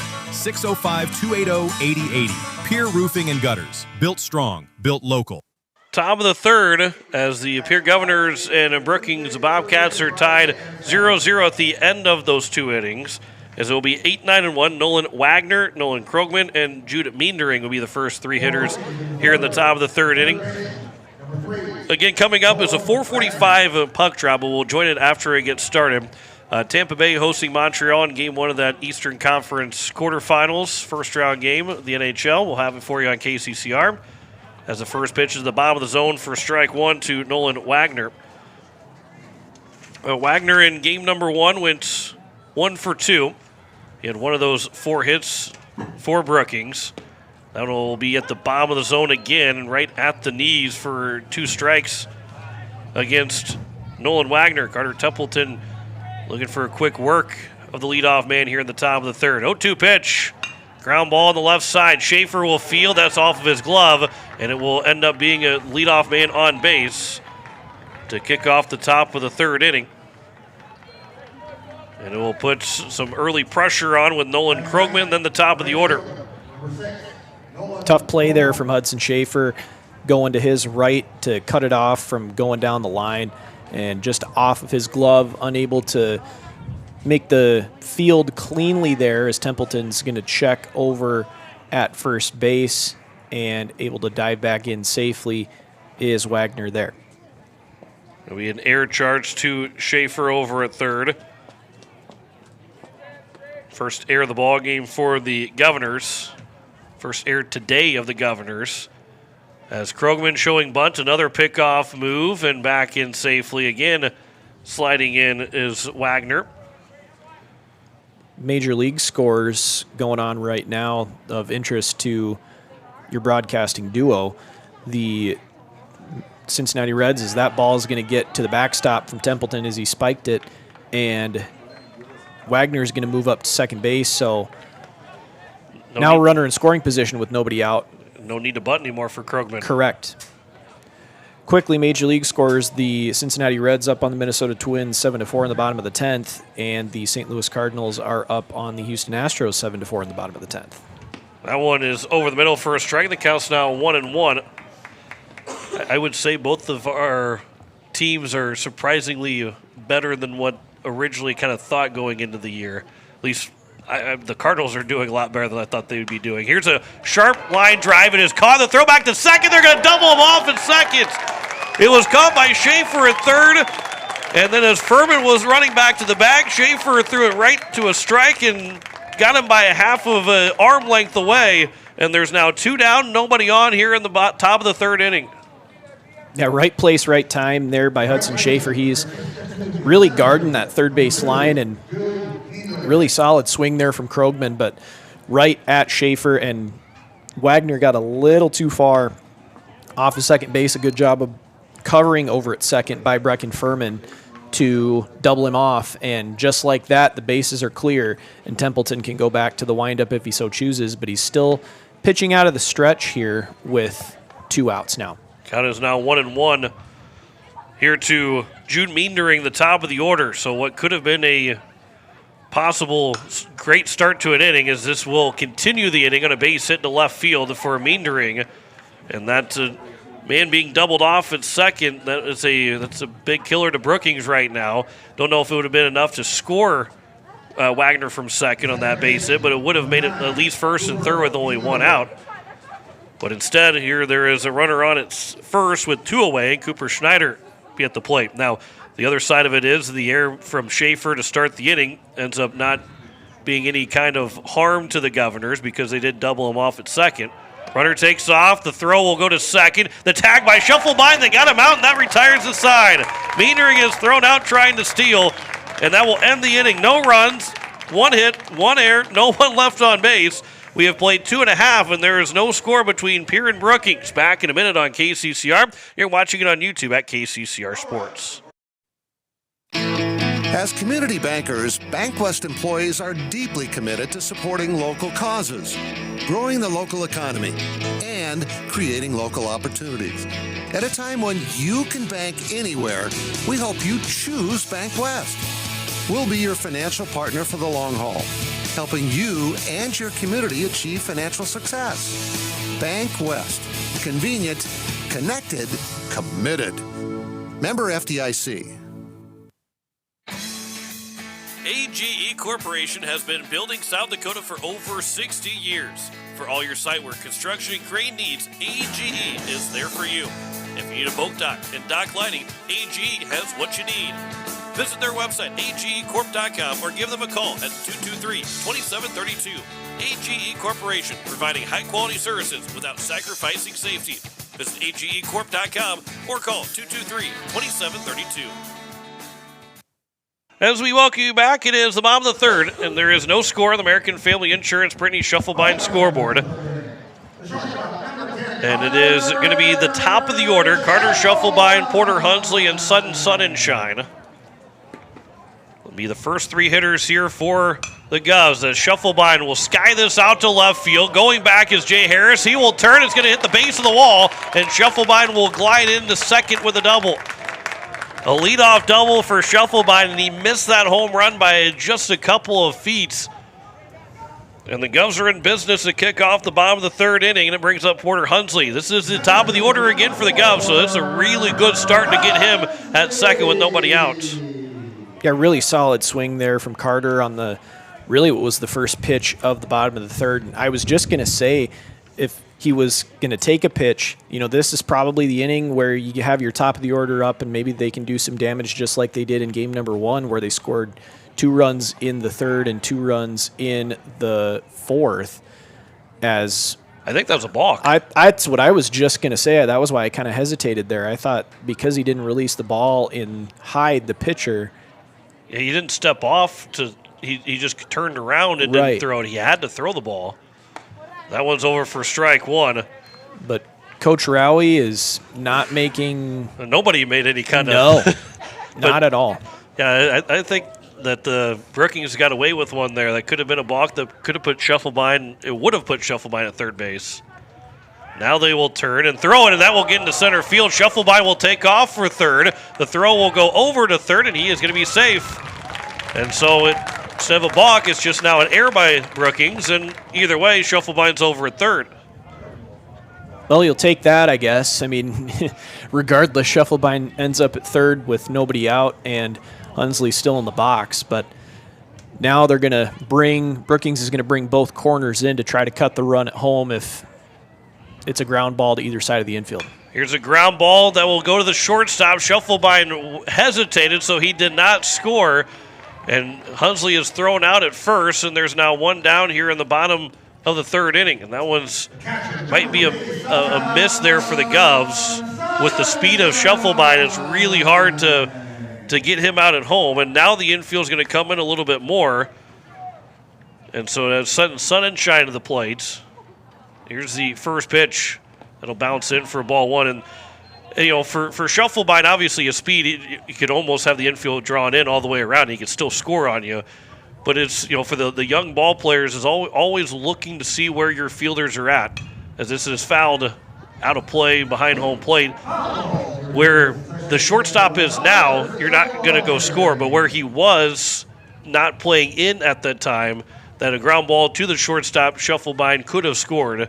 But as coaches will tell you, always look to see where your outfielders are at. And if you're on second base, always looking to see where everybody's kind of positioned, knowing on a base hit if what you can do or a ground ball, what you can do. And right now the count's 2-1, and hopefully it doesn't come back to bite the Governors here in this bottom of the third inning. And Carter was frustrated with himself. I mean, as that ball is going to be flown out to right field, may land foul. Long run coming in. The catch will be made. The runner will tag. The throw will come to the plate, and Shufflebind will slide headfirst safely at home, and he will score to make it a 1-0 ball game. It was caught in foul territory by the right fielder in Krogman. His throw was just a bit far away from the plate, and Shufflebind slides in safely, and there is now a 1-0 lead. Nobody on with 2 outs here in the bottom of the third, and the Govs do get that run to score regardless.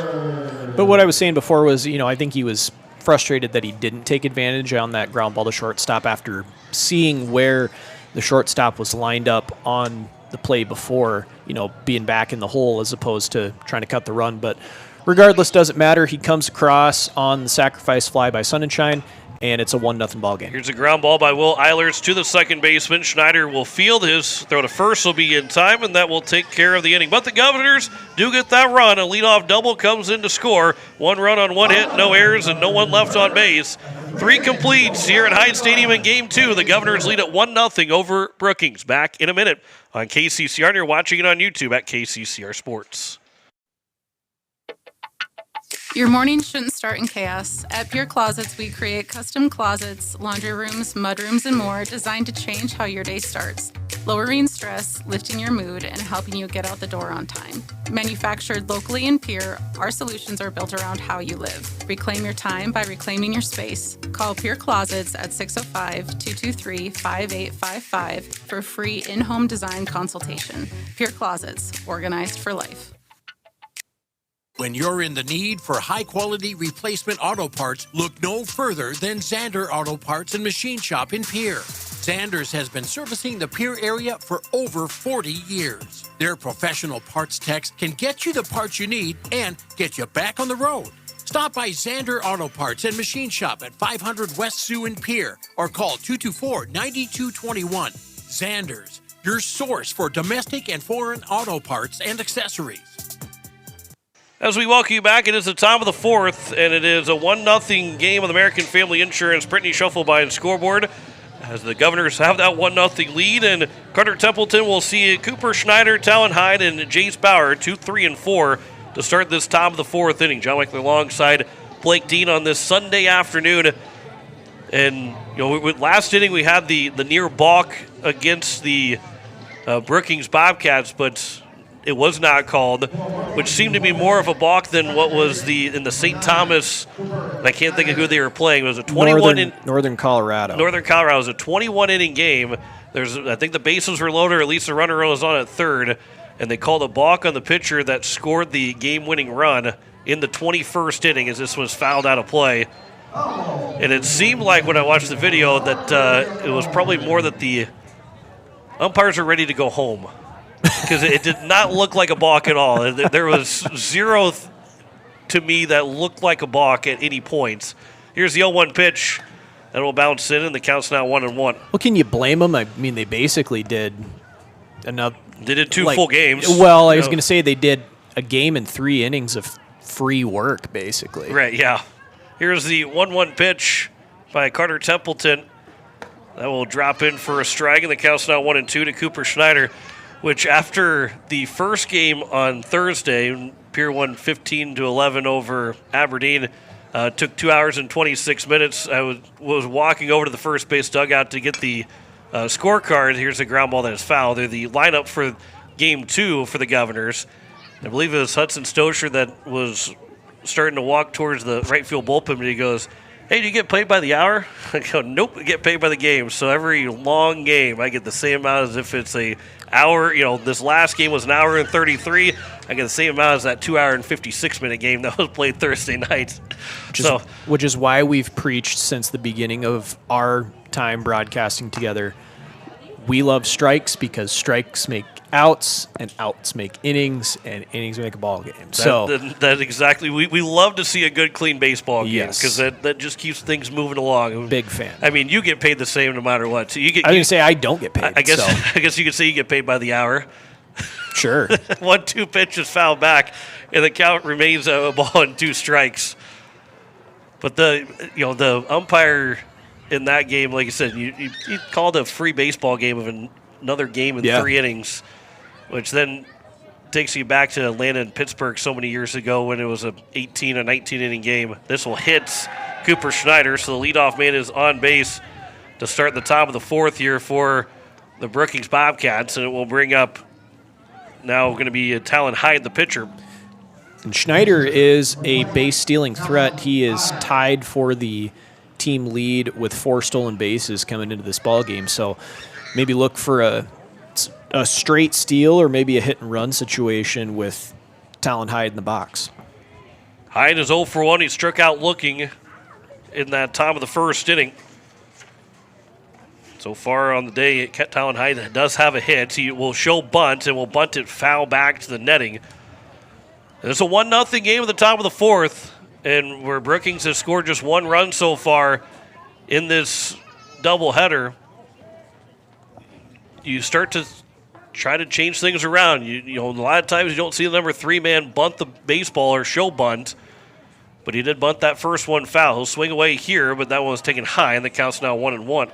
And that was why I was surprised to see the bunt. Maybe you try something like a hit-and-run situation, but the bunt was a little bit surprising, especially in the hands of Talon Hyde, your number 3 hitter and your pitcher. Here's the 1-1 now from Templeton to Hyde. That'll miss low, blocked in front of the plate. Good job there by Sutton Sunshine to keep that runner over at first base, and the count's now 2-1. 1 run, 3 hits, and an error for the Governors. No runs, 2 hits, and an error for Brookings. As we play here in the top of the 4th of Game 2 of our doubleheader. 4-1 win for Pierre in Game number 1. Here's the 2-1 pitch. That one, it will take the outside edge for a strike, and the count is now even at 2 balls and 2 strikes. And Templeton looking for a second strikeout of the ball game, which would be both against his counterpart, Talon Hyde. 2-2 from Templeton. Curveball taken for strike 3. Snap throw back to first, and Bridger Babcock will block it like he's catching. Was able to get it down on the ground and make the play to keep that ball from going into right field. But it is a strikeout of Hyde. There's now 1 down, and that runner stays at first base, and it's Jace Bauer to the plate. Again, the prescience and omnipresence of John Winkler calling the strikeout before it happens, ladies and gentlemen. Again, I can't say enough good things about your play-by-play announcer. Here's a line shot to left field. Parker O'Brien will back up to make the catch, and there's now 2 down here in the top of the 4th inning. And it brings up Baker Hansen. You say that, but just to remind everybody that I called Nolan Weber for 3/4 of the ball game in game number 1, so... Well, but you read it wrong the first time, and then you just didn't check back. So because I looked at the neatest handwriting in the world and completely misread something. Here's the first pitch to Baker Hansen from Carter Templeton. That'll be outside, and it's a 1-0 count here to Hansen. He ground out to the first baseman, Bridger Babcock, in his first trip to the plate. He is 0 for 4 at those 4 ground outs today. Templeton with that 2 outs now. You're just looking for the easiest play to make to get out of the inning. No longer looking for a double play ball. Pickoff attempt. They got the man that was leading towards second, but the throw was wide of the bag in foul territory where Bridger Babcock had to lean back with his left hand, reach back with his left hand to make the catch just so it wouldn't get away, but nearly picked off the runner at first and Schneider, who might be off with the pitch. No, he's not taking off this time, and that'll be outside, and the count's now 2-0. Going back to what we were talking about earlier, though, I didn't say anything about your reading skills. I was talking about your ability to predict what's happening in a baseball game. So, 2-0 pitch. That was over for a strike. The count's now 2-1. So, long story short, just take the compliment in the future. So, talking about predicting the future. Yeah, that's what I'm saying. Yeah. The count is 2-1 here to Baker Hansen. I do appreciate the compliment. Yeah. 2-1 pitch from Templeton to Hansen. Runner takes off. There's a half swing and a ground ball to Shufflebine at short. He will field his throw to first is in time, and it retires the side. So leadoff hit by pitch is stranded over at first. No runs, no hits, no errors. The man left on base. 4 shutout innings for Carter Templeton on the mound, and a 1-0 lead for Pierre over Brookings. Back in a minute on KCCR and on YouTube at KCCR Sports. Did you know a well-maintained AC will last up to 40% longer? Save money and extend the life of your equipment with AirTech Heating and Cooling. From Oneida to Fort Pierre, we help homeowners and businesses slash their energy costs with high-efficiency cooling systems and precision maintenance. Don't let a dirty filter or low refrigerant drain your wallet this summer. Experience the AirTech advantage. Call AirTech today at 605-945-0160 to join our maintenance program. AirTech Heating and Cooling, locally owned, keeping the Pierre area comfortable for over 20 years. When life throws you a curveball, May Adam Law Firm in Pierre is here to help you knock it out of the park. For over 130 years, we've been providing trusted legal expertise in business, family law, criminal defense, and more. Proud sponsors of this season's baseball action, we're committed to serving our community both on and off the field. Need legal advice? Step up to the plate with May Adam Law Firm. Visit mayadam.net or call today.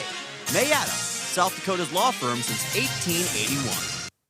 As we welcome you back, it is the bottom of the fourth and a 1-0 lead for Pierre over Brookings. John Wickler alongside Blake Dean. Hey, join us again Tuesday nights. We will have coverage at 4:45 between Pierre and Huron. I'll be out in Huron on that Tuesday night. Then we'll be back at home. We don't have very many road dates left, as that first pitch will miss low and away for ball 1. They go to Huron and then I believe a Sturgis Sunday afternoon. I think those are the last 2 road games of the season. As the count is 2-0 here to Parker O'Brien to lead things off. Jackson Goodman and Hudson Schaefer. It is 5, 6, and 7 here for the Governors. Here's the 2-0 pitch. That'll hit O'Brien, and he will be on at first, and the leadoff man is aboard, just like it was in the top of the fourth, with a hit by a pitch. It's now a runner on at first here in the bottom of the fourth. Yeah, Huron and Sturgis, the last 2 road dates of the season. It'll be Spearfish, Rapid City Central next Friday and Saturday. They're home against Roosevelt on a Saturday, May 2nd. Home on Thursday against Stevens on May 7th, and May 9th, home against Jefferson. That wraps up the season. As the runner takes off in the first pitch, and Jackson Goodman will launch that foul out of play on the left side. Don't know if that baseball will end up being returned at all. That might have found a little bit of water over there. That's possible. Unless there's some kids with some waders that want to go into the creek over there. There is a total of 4 kids leaving Hyde Stadium to go after that foul ball. And there's another one that was outside the stadium already. They keep running after those foul balls. That one will be another pickoff attempt. The old, that we're getting older. Back in our day, we didn't get anything when we returned foul balls. We just got hey, good job. Thanks for bringing the foul ball back. There you go. Now they get $1 here at Hyde Stadium, which is pretty good. The lawn chair gang does a really good job of providing that money for foul balls to be returned and to give the kids even more incentive to go after those foul balls.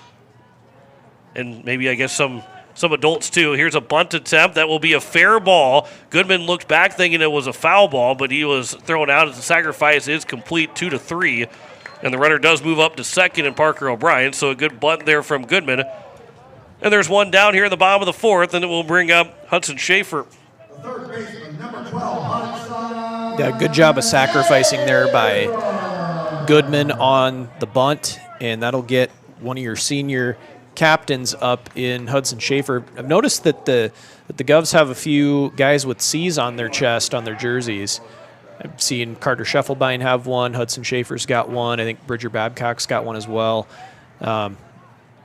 Pretty cool that Scott Rowie, head coach Scott Rowie, is recognizing those guys as kind of the team leaders, regardless of if they're everyday guys or not, as Schaefer watches that one sail above the zone for a 1-0 count. And Hudson Schaefer has been a guy that's had to battle through a lot just to try and be an everyday guy because of all the injuries that he has had. He's missed a lot of baseball over the last couple years, as this would be fouled out of play. And it's not an easy thing to do. That one lands right in front of the driving car and bounced its way across Capitol towards the lake. I mean, you think about, especially when you're this age and moving from, your first part of your high school career down to being a senior, 1-1 pitch is fouled back. You miss a year or two of a sport, it is really hard to get back into where you probably were when you were in 8th, 9th grade and on the level of the same other 8th and 9th graders, and then you miss so many years, and you're trying to be as good as a senior should be. And Hudson Schaefer has worked his tail off to just give himself an opportunity to be playing a lot of baseball here this spring and then going into the summer as well. Yeah. And, not only that, on the baseball side of things, but I think he got hurt, and remind me if I'm wrong, but I think he got hurt during his junior year of football, so he didn't play baseball last year at all, from what I recall. Yeah, he came back right at the end or during the baseball season. Yeah, he couldn't run. That's right. I believe it was. He did a few things, but he could not be an everyday or even a position player. That's right.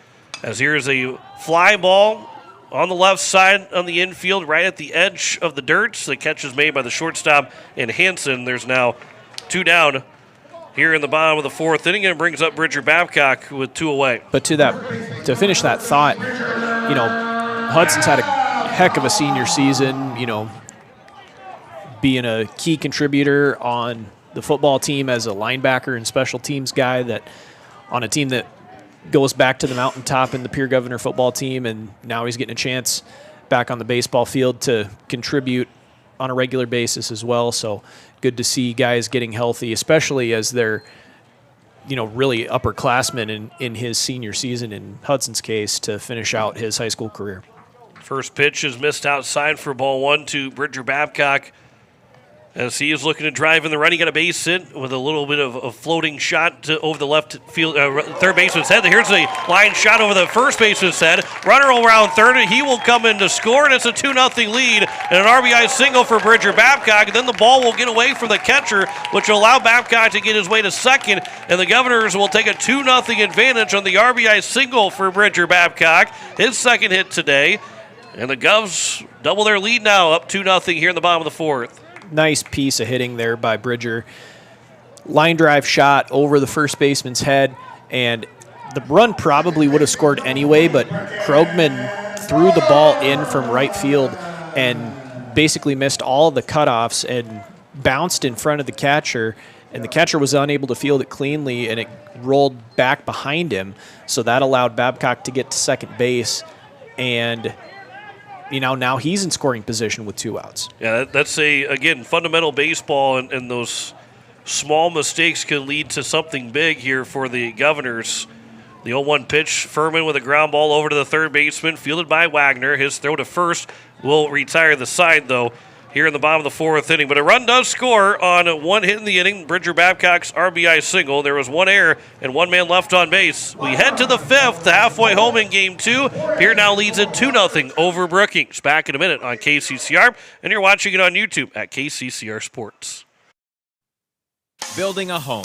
It's the biggest investment most of us make in a lifetime. Not to mention, it's a decision that, you pretty much live with day and night. The quality of the workmanship stares back at you like a reflection. It also affects the value of your investment. Choosing the right contractor is critical. Kruger Contracting is that contractor. Call 222-2523. Quality workmanship and materials completed on time. Kruger Contracting. In a word, quality. Call 222-2523. Capital City Ford, Lincoln, and Toyota in Pierre is proud to sponsor today's game. Whether you're in the market for a brand new Ford, Lincoln, or Toyota, or a quality pre-owned vehicle, our team is here to get you back on the road in style. From tough trucks to family SUVs, we've got the selection you need and the hometown service you deserve. Browse online anytime at CapitalCityFordToyota.com. Capital City Ford, Lincoln, and Toyota, where community drives us forward. As we welcome you back, it is the top of the fifth inning, and Pierre leads it 2-0 on the American Family Insurance Brady Shufflebine scoreboard. Carter Templeton has thrown 57 pitches through 4 innings. Talon Hyde has thrown 45 through 4 innings, and again, that Templeton has 11 more pitches to work with than Talon Hyde does, because Talon Hyde threw 11 in game number 1. As the first pitch will be over for strike 1 to Noah Lease, Jay Harris, and then Nolan Wagner, the first 3 hitters here in the top of the 5th inning. So technically speaking, that Carter Templeton has pretty much right on the same mark with Talon Hyde through those 4 innings of work. There's a swing and a miss, and the count's now 0-2. As that was pitch number 59 from Templeton. Just 2 hits allowed, 2 strikeouts. He has hit 1 man so far. And a 2-0 lead here in the top of the 5th for the Govs. 0-2 pitch. That is outside. The count's now 1-2, trying to bend the breaking ball to cut back to the strike zone, but didn't break enough. And I think both of his strikeouts to this point have been against Talon Hyde, unless he's able to get Lease here. Here's the 1-2 pitch. That one just missing outside. The count's now 2-2. That's a really good pitch to throw from Templeton. Really good take from Noah Lease, because that's very close from hitting the zone. Here's a 2-2. That one will miss outside. The count's now 3-2. So after an 0-2 count to Lease, it's now a 3-2 count to leadoff man here in the top of the 5th. 3-2. That was fouled back. We'll do it again at 3-2. You sounded like Bob Euchre there a little bit. It had just a bit outside. And it was actually close. It was just a bit outside. It really was. So he was not lying to you. I'm like the half Euchre. Here is the. If you can be half a Bob Euchre, you're doing something right. 3-2 pitch, a ground ball to the left side for Carter Shufflebine. He will field. His throw to first will be in time. The leadoff man is retired here in the top of the 5th inning. And it will bring up now Jay Harris. If I could have half the talent of Bob Euchre, I've got a good chance of going to call Major League Baseball games, because he was all the way to his final season, because he passed away that winter after his final season of calling Milwaukee Brewers baseball. He was still really fun to listen to, as that first pitch is upstairs for ball 1 to Jay Harris, the left fielder. Well, and kind of speaking of that, now that we've got a little bit of time here in the middle of the inning, top 5 broadcasters, like play-by-play guys, in your opinion, of all time. Of all time? Yes, because I'm not going to do current, because in my opinion, as Templeton puts one down the middle to make it a 2-1 count here, I think that right now we're probably there's some good broadcasters out there, don't get me wrong, but I think the all-time list is a little bit more fun, just because you get the legends thrown in there a little bit too. Well, it's got to be Vince Scully. Absolutely, that was going to be my number 1 pick as well. And Bob Euchre. Here's a 3-1 pitch to Jay Harris. It'll be inside, and it's now the first walk issued by Templeton in the ball game, and there's 1 on and 1 out here in the top of the 5th, and it brings up Nolan Wagner, who reached on an error in his first trip to the plate, but then doubled off. Vince Scully, Bob Euchre. Euchre would also be in my top 5. Then you got to go Jack Buck. I was going to say Jack Buck probably in there too. And then it's, Harry Carey, obviously. That first pitch is over for strike 1. You got to give me a little bit to maybe think about the number 5 guy, because I got to think about that still. And it's funny because most of those guys are baseball guys, but they did other sports and they were very good at every sport that they called. This will come in and hit Nolan Wagner. And it's now first and second with 1 away here in the top of the 5th inning. And Coach Rowley will make his way out to have a conversation. I think you maybe could say like a Joe Buck in there as well. The hot take is, because there are a lot of people that just don't like him right now, but I think at the very end, I think they're going to talk about Joe Buck has done so many games of baseball and football, and he did some hockey. Like, he can do. Yeah. Now, speaking of hockey, though, I now have my number 5 guy in Doc Emmerich. Oh, yeah. So he'd be into my number 5 guy. I was thinking specifically baseball, but I will make an exception for Doc Emmerich. Gary Thorne, then I could say number 5 guy could be Gary Thorne, too. Okay. The goodbye home run. Oh, yeah, sure. He was but he also did hockey and was very good at hockey for ESPN for so many years. Yeah. There's a first pitch strike to Nolan Krogman with first and second and 1 out here in the top of the 5th inning. You still going to give your top 5 as well. I like the first 2 that you gave, Scully and Euchre for sure. I would probably also say Jack Buck, and I'm not even a Cardinals fan, but Jack Buck was definitely, he deserves to be a top 5 spot. Harry Carey for me personally, and Cubs fans, please don't come at me. Oh, you might have or Cardinals fans, I suppose. You might have every fan coming at you if you're going to talk bad about Harry Carey. No. I think he did a fantastic job. He's just not my taste personally per se. I think he did a fantastic job. He deserves to be mentioned in a list like this, as that ball is going to get to the backstop and move both the runners up. So now both runs are in scoring position to potentially tie this game up here in the top of the 5th for Brookings with 1 out in this top of the 5th inning. But I might go Buck ahead of Carey, and then just for, kind of the homer take, I suppose, I'm not even going to go homer take. I can't even think of his name. Who's the guy for the Mariners that does the break out the rye bread and mustard, Grandma, or whatever? I don't know his name, but he is the best. I love that guy. 3-2 pitch will be ball 4, and it will be a walk to Krogman. And so now the bases are loaded here with only 1 out in the top of the 5th inning, and that will end the day for Carter Templeton, with now the bases loaded as Coach Riley makes his way out and we'll take out Carter Templeton while Blake looks up that guy's name. We will take a break and we'll tell you the change coming up. It is still a 2-0 lead for Pierre, where the bases are loaded here with 1 out in the top of the 5th. Back in a minute on KCCR, and you're watching it on YouTube at KCCR Sports. Hey you. Are you at a job that is fulfilling, has good benefits to support you or a family today, and retirement goes down the road? If you just said no, listen up. CHS River Plains is hiring operations personnel, drivers, and custom applicators at several locations. These come with a knockout affordable benefit package for you and the whole family. Apply to a job with CHS River Plains and up your benefits straight up. To apply, visit us online at chsriverplains.com or stop in at one of our locations. CHS is an equal opportunity employer. Financial investments are very important, but so are the investments of time, patience, and encouragement our young athletes receive from their coaches, teachers, and mentors. Your Pierre area Edward Jones Financial Advisors understand this. That's why Edward Jones is a proud sponsor of Governor Athletics on KCCR. Go Govs! For all your investment needs, call or stop by one of our offices to visit with your Pierre area Edward Jones Financial Advisor. Edward Jones, member SIPC.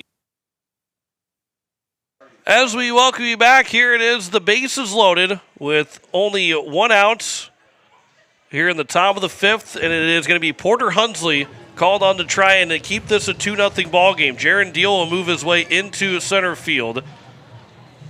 And so we'll see if maybe Will Eilers is still in the game hitting for in that spot, or if Deal will end up being hitting in that number in the cleanup spot, which would be due up last, or sorry, not due up last, would be due up 4th. But Porter Hunsley is on the mound with the bases loaded and 1 out, and it's the top of the order, and Jute Meendering in a big spot. The infield will stay back, the middle infield will stay back for a double play. The corners are in to throw out the runner at home to start that force out and potentially start a double play as the first pitch is upstairs for ball 1. Porter Hunsley, we can go through his stats here in just a moment. After this will be his 3rd appearance overall. That one's over for a strike, and the count's now 1-1. 5 innings pitched so far. Third relief appearance. He's 1-0. Does have a save. The only save so far for the Govs. 1 hit, 2 walks, 6 strikeouts. The ERA at 0. The whip at .6. As that one's over for a strike, and the count's now 1-2. Batting average against at 77. First pitch strike percentage at 72%. But here's a chance now for Hunsley trying to strike out Meendering. 0-2 or 1-2, a swing and a miss, and there's a strikeout, and there's now 2 down, and a big, big strikeout for Porter Hunsley. And it comes up to now Cooper Schneider to try and get Brookings on the board. Carter Templeton threw a 4 1/3 inning, 2 hits allowed, 2 walks, 2 strikeouts, but he is responsible for all 3 guys on base. And Porter Hunsley is trying to give him a big fat 0 in the run column with a swing and a miss on the first pitch by Cooper Schneider. He is 0 for 1, flew out to right in the top of the first and was hit by a pitch to lead off the top of the fourth. The lefty Hunsley, he'll come set from the stretch, the 0-1 pitch. That's high, and the count's now 1-1. He was not used until last week, was Hunsley, on the mound for the first time this season, but came in both games on Friday to help get the win and the save. 1-1 pitch. There's a full swing by Cooper Schneider, who did not want to swing at that curveball, and the count's now 1-2. And Hunsley a strike away from getting out of this inning. And everybody is back. We're in their normal spots here for the Governors in the infield defensively. 1-2 pitch from Hunsley. Right now, right, just missing low and outside. Looked like he hit the spot perfectly where Sunshine was set up, but he was set up a little bit outside, and it turns into a now 2-2 count. Really close pitch. You make that make the call, though. 2-2. That one will miss low, and now it's a 3-2 count, and everybody will get a head start here on the bases. A full count and 2 outs here at the top of the 5th. Porter Hunsley looking for the strikeout or just to retire Cooper Schneider any way possible. Time is going to be called by Schneider to make Hunsley think about this a little bit more. The tying run is at second. The go-ahead run is still on base at first base. Huge pitch in this ball game right here. Hunsley will come set from the stretch. Here's the 3-2 pitch. Missing low for ball 4, and it will be a walk that will make this a 2-1 ball game. And Brookings is on the scoreboard, and they have now a base hit away from taking the lead here in the top of the 5th inning. Again, that run is charged to Carter Templeton. And an RBI for Cooper Schneider, and it's now Talon Hyde. Actually, excuse me, it's going to be Ryder Anderson. Yeah, Ryder Anderson. So Ryder Anderson, lefty versus lefty matchup.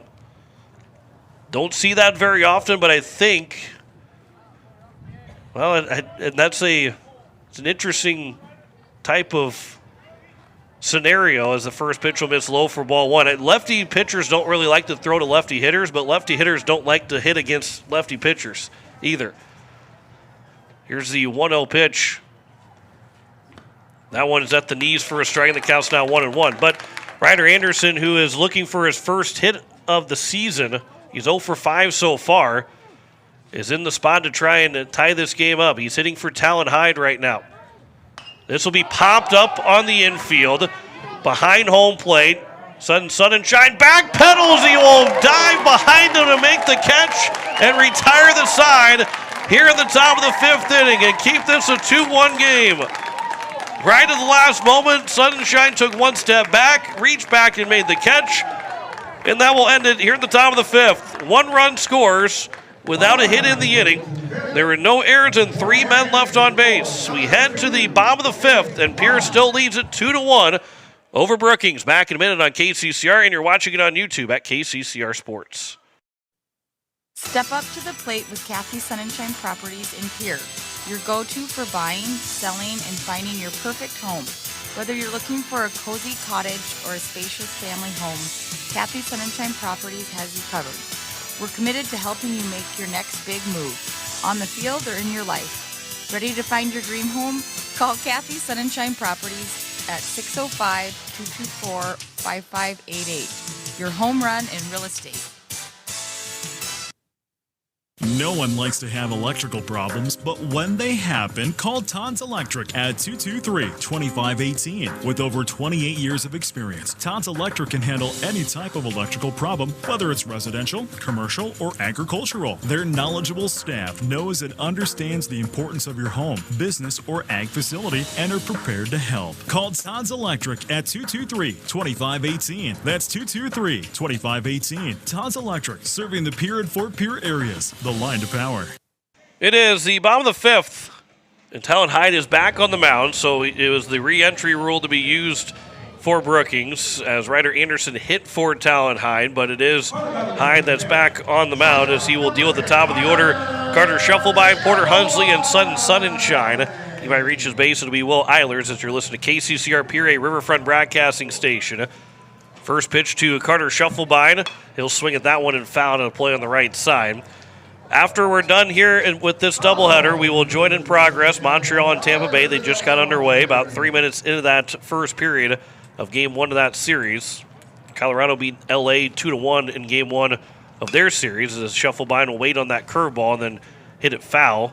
And the count's now 0-2. In the NBA in the playoffs, it is Boston winning 123 over 91 to Philadelphia. And then 111-78 lead for Oklahoma City over Phoenix in Game 1 of that series. We'll have NBA tomorrow, the Atlanta Hawks and New York Knicks. Here's a line shot to the shortstop, and the catch is made by Baker Hansen, and one down here in the bottom of the fifth. And we'll bring up now Porter Hunsley. And Porter Hunsley will go against now what he would have been the matchup to end that top of the fifth inning. Ryder Anderson hit for Talon High. Now it's pitcher versus pitcher. Here's a ground ball through the left side for a base hit. Porter Hunsley is now 1 for 3 in the ball game. And he's a runner on at first with one out to bring up Sunshine. Nice job there by Porter. Looked like it was an off-speed pitch of some kind, and he was able to put it on the ground through the shortstop third base hole on the left side of the infield for a base hit. And now the Govs have a runner on first with one out here in the bottom of the fifth as a result. Sunshine is 1 for 1 with an RBI sac fly. Runner takes off for a second. The throw to second is not going to be in time. Hunsley will steal second base. It was taken for a strike. And the count's now 0-1 here to Sunshine, but he's got a runner in scoring position and one out here in the bottom of the fifth inning. Talon Hyde has only thrown 45 pitches coming into this fifth inning, which you can basically say he's thrown 56 pitches. Here's a line shot that's going to be off the glove of the third baseman. Picked up and no chance to throw anybody out. Sunshine safe at first. Hunsley's over at third. First and third now with one away. And it brings up the DH in Will Eilers. And Jaron Deal, who's playing out in center now. But Will Eilers is still DHing for the spot of Carter Templeton and Jaron Deal, as we'll have Landry Van Rokel run for Sunshine. So Eilers, who is 0 for 2, reaching on an error back in the first inning and then grounding out to second in the third, has a chance to make this a 3-1 lead and get that run right back here for the Govs in the bottom half of this fifth inning. Big spot here for Eilers. All he's got to do is put it in play, not up the middle of the field, though, right at either the second baseman or the shortstop. First pitch is fouled back for strike one. And again for Talon Hyde, it is, we'll look at his pitch count here whenever the game changer decides to load for me. Here's a pickoff attempt. They got him. They got him out at first. Landry Van Rokel is picked off at first, and there's now 2 down here in the bottom of the fifth inning. And so 2 away. And so 1-3 on the pickoff. By the way, that last was an error charge to the third baseman. And the count's now 1-1 here to Will Eilers, the DH. And again, Talon Hyde has thrown, let's see here. Well, they have, they put Ryder Anderson. They'll have to go back to. It's going to be a strike. Looking at the game changers, the count's now 2-2 here to Will Eilers, but Hyde, and they have Anderson pitching on one game changer. And actually on maybe both game changers, they have Anderson pitching. But he's thrown now 54 pitches. It'll be pitch number 55 here for Talon Hyde. Here's the pitch. Here's a ground ball up the middle. This will be fielded by the shortstop by Hanson. The throw to first is going to be in time, and that will retire the side here in the bottom of the fifth. No runs, though. One hit, one error, and one man left on base. We head to the top of the sixth. It is still a 2-1 lead for Pierre over Brookings. Back in a minute on KCCR, and you're watching it on YouTube at KCCR Sports. Looking for your next new or used car, truck, or SUV? Then go no further than the comfort of your own home. Shop online at lambmotor.com. On lambmotor.com, you'll find the vehicles Lambs has in stock. You can schedule a test drive or your vehicle's next tune-up, all online. New or used, shop for it all online, anywhere you are. Lamb Motor has the right vehicle for you. Lamb Motor in Oneida and online, lambmotor.com. Step up to the plate with Overhead Door Company of Pierre. Like your favorite team, we deliver reliability, strength, and top-notch performance. For over 100 years, Overhead Door has been the most respected name in the industry. From commercial or residential repairs to full upgrades, our team of technicians stand ready to provide winning results. Don't let a faulty garage door strike you out. Look for the signature red ribbon and call the industry MVP at 605-224-6200. Bring your garage door game to the big leagues. As we welcome you back, it is the top of the sixth inning, and it is a 2-1 lead on the American Family Insurance Brittany Shufflebine scoreboard, as it is Porter Hunsley still on the mound, and he will go against Jace Bauer, Baker Hanson, and Noah Lease. It is 4, 5, and 6 here for the Governors in this. Make that for the Bobcats here in the top of the sixth, as the Governors hold on to this 2-1 lead right now. First pitch is at the knees for strike one. Just 2 hits so far for Brookings. 1 run, 2 hits, but they have 4 errors. 2 runs, 5 hits, 1 error for the Governors. 0-1 pitch is upstairs for a ball, and the count's now 1-1. Carter Templeton, 4th and 3rd inning, 2 hits, 1 run. It was earned, a walk and 2 strikeouts. Here's the 1-1 pitch. That one's at the top of the zone for a strike, and the count's now 1-2. And outside of that 5th inning with a hit by pitch and those the couple walks that came to be for Templeton, as there's a ground ball that'll be back up the middle, Shufflebine and behind the bag. He'll throw to first. It's going to be in time. What a play with the shortstop, Carter Shufflebine. He went over to the second base side, but a much easier play for it. It's a difficult play, but a much easier play to make, moving towards first base. He makes the play, fires a strike, and there's one down here at the top of the sixth. Carter's got a lot of range at short, and you saw it on that play. He was going to his left, making the play, and I didn't know that he was going to have enough time to throw out Bauer running up the line, as that ball is going to be poked into right field for a single off the bat of Baker Hanson, and now he's on first base with 1 out. But going back to the play previously, great play there by Carter, ranging to his left, and he was able to transfer the ball and put enough mustard on it to get it to first base. Bridger Babcock actually made a nice stretch as well to record the out. One on and 1 out here in the top of the sixth. First pitch is at the knees for a strike here to Noah Lease, who is 1 for 2 in the ball game. He singled in the top of the second, ground out of the shortstop in the top of the fifth. Would love another ground ball towards the shortstop here in this top of the sixth inning. Here is a ground ball to the shortstop. Shufflebine steps on the bag for 1. The throw to first. It's a double play, and that retires the side. 6-3 double play. We head to the bottom of the sixth. There is a 2-1 lead for the Governors over Brookings. You're listening to Pierre Governor Baseball on KCCR, and you're watching it on YouTube at KCCR Sports. Back in a minute. People helping people. Have you ever wondered what the benefits are of becoming a Owyhee Federal Credit Union member? At Owyhee Federal Credit Union, we reinvest profits in you. We do this in the form of lower interest rates, higher dividends, and low to no fees. So come check us out or come in at 221 East Pleasant Drive in Pierre, because at Owyhee Federal Credit Union, we treat our members like they own the place because, well, they do. Owyhee Federal Credit Union. With any dream, the wind won't always be at your back, the sun won't always be shining, and some rain is going to fall.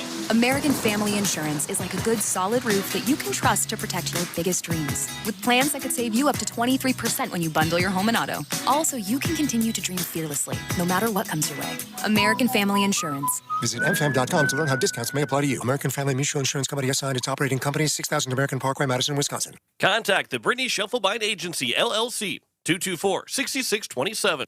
We welcome you back. It is the bottom of the sixth and a 2-1 lead here for the Pierre Governors on the American Family Insurance Brittany Shufflebine scoreboard on a beautiful Sunday afternoon. Although Brittany Shufflebine is sitting in the stands bundled up right now, and so she doesn't think maybe it's as beautiful of a Sunday afternoon as most everybody else is. She is bundled up, got the hood up, got probably a sock cap on, a couple different layers on. So while the scoreboard, sponsored by Brittany Shufflebine, she is enjoying a 2-1 lead for the Governors, but that's about the only thing that she's enjoying right now. Here's the first pitch to Parker O'Brien to lead things off. If I had a little bit of extra time, I'd get the camera and zoom in on her from up here in the press box, but I won't do that to her. I do like that she sponsors her scoreboard. Here is a fly ball towards right center field. Moving over is the center fielder and meandering to make the catch, and O'Brien is retired to lead off here in the bottom of the sixth inning.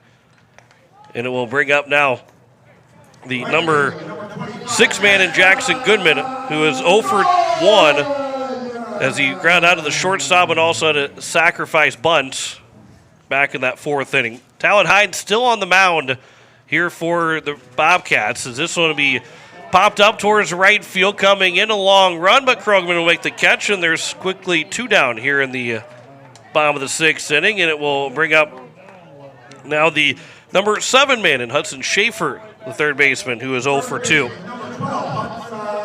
Real quick before we get to the end of this bottom of the sixth inning, we're here at Hyde Stadium, and Talon Hyde is pitching for Brookings. There is the connection for Talon Hyde and the family and Hyde Stadium, as the first pitch to Schaefer is fouled away for strike 1. Yeah, Talon's, I'm assuming his dad comes from the Hyde family here in Pierre. He's still got some extended family that lives in the Pierre area as well, so pretty cool for Talon Hyde to be pitching here at the family-named stadium. Diving stop by the third baseman. The throw to first is in time. What a play by Nolan Wagner to put an end to this bottom of the sixth inning. A 1-2-3 inning for Hyde. And what a play by Nolan Wagner over at third base. We head to the top of the seventh. It is a 2-1 lead for Pierre over Brookings. Back in a minute on KCCR, and you're watching it on YouTube at KCCR Sports.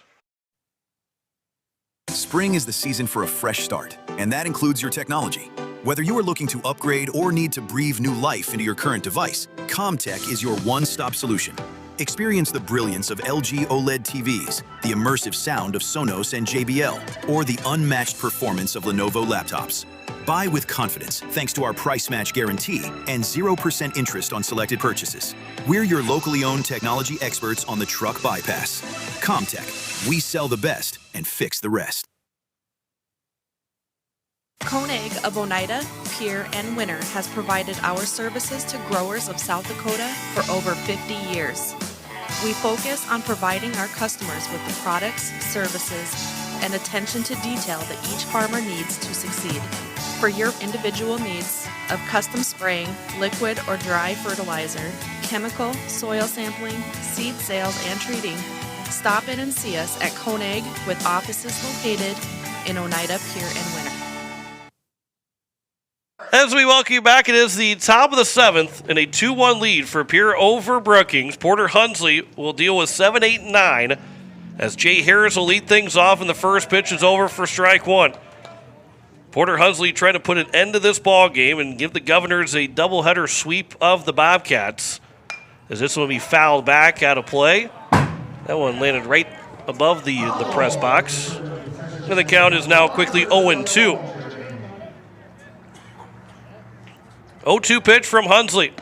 That one will miss just low. Not a bad pitch. But not chasing was Jay Harris, who is 0 for 1 with a ground out back to the pitcher, and he walked in the fifth inning. Here's a ground ball to the right side. Bridger Babcock will stay down on it. He's got to hustle the bag. He slides. He's not in time. And beating it out is Jay Harris, and the tying man is on base to kick off the top of the sixth inning, or top of the seventh. And now we'll see how much small ball that maybe Brookings wants to play here in this top of the seventh. Leadoff single for Jay Harris. As it will be a bunt. Diving, making the catch, the throw to first, a double play! Make that to Hudson. Schaefer makes an incredible diving catch. Coming on the bunt attempt, and it will double off Jay Harrison. There is now 2 down, and the Govs are out away from picking up a doubleheader sweep. That's Hudson Schaefer's second double play of this ball game. He had the line drive back earlier in the ball game where he doubled off a guy on second base, and now he comes in on a bunt attempt that was popped straight up in the air and made a diving catch for the first out, and it was able to double off Harris at first. Huge defensive effort for the Governor third baseman and Hudson Schaefer, and he has really, really been a big part as to why the Govs are up 2-1 right now. Fly ball to center field. Jaron Deal is there. The Governors will get a doubleheader sweep and win it 2-1 in game number 2. In a big double play in the 6th and 7th inning. 3 double plays turned in total in this ball game for the Govs, and they win it 2-1 here in game number 2. A 4-1 win in game 1, a 2-1 win in game number 2, and the Govs will take that doubleheader sweep and have now won 8 straights and are 10-4 on the season. We'll come back in 2 minutes and wrap it up here from Hyde Stadium. Back in 2 minutes here on KCCR, and you're watching it on YouTube at KCCR Sports. Is it the competition that keeps bringing you back? The long-standing rivalries? Or is it seeing friends again and cheering on your favorite team? At First Dakota, we're here for it all. We appreciate the fans, the players, the coaches and officials, the concessions crew. The shared community experience is part of what makes life here great, and we're here for it. See you at the game. First Dakota National Bank, member FDIC. For over 60 years, Ferding Electric has been powering homes and businesses across central South Dakota. When you need reliable electrical service, trust the experts with decades of experience. Whether it's a simple residential repair, a complex commercial installation, or even electrical work on your farm, Ferding Electric has you covered. And if you're tired of searching everywhere for that hard-to-find bulb, Ferding Electric carries a wide selection of bulbs, including those hard-to-find fluorescent and specialty options. Visit us at 2903 East Elizabeth Street or call today 605-224-8684. When you're looking for quality trash pickup services, look no further than Envirotech. 6 days a week, their trucks are on the road picking up trash, even holidays. They're also the place to contact for recycling services. Their friendly, professional staff is ready to assist with weekly pickups or even special pickups. Check out the website at envirotechwaste.com. Envirotech is locally operated. Call 224-4804. Envirotech Waste Services in Pierre, proud to support high school athletics. At Shane's Pharmacy, your health and your time matter to us.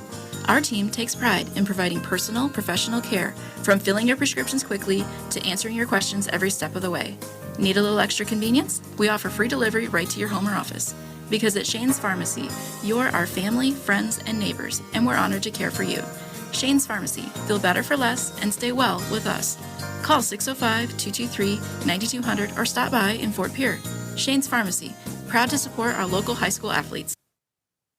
For years, you have trusted Larry Fry Heating and Cooling to keep your home comfortable, no matter the season. Now that same commitment to quality service and expert care has a new name. Introducing Kruger Climate Systems. We're familiar faces, the reliable technicians, and the same dedication you've always known, now under a new banner. From essential repairs and routine maintenance to brand new installations, we're here to ensure your home's perfect temperature. Kruger Climate Systems, your trusted partner for a comfortable home. Call us today for all your heating and cooling needs.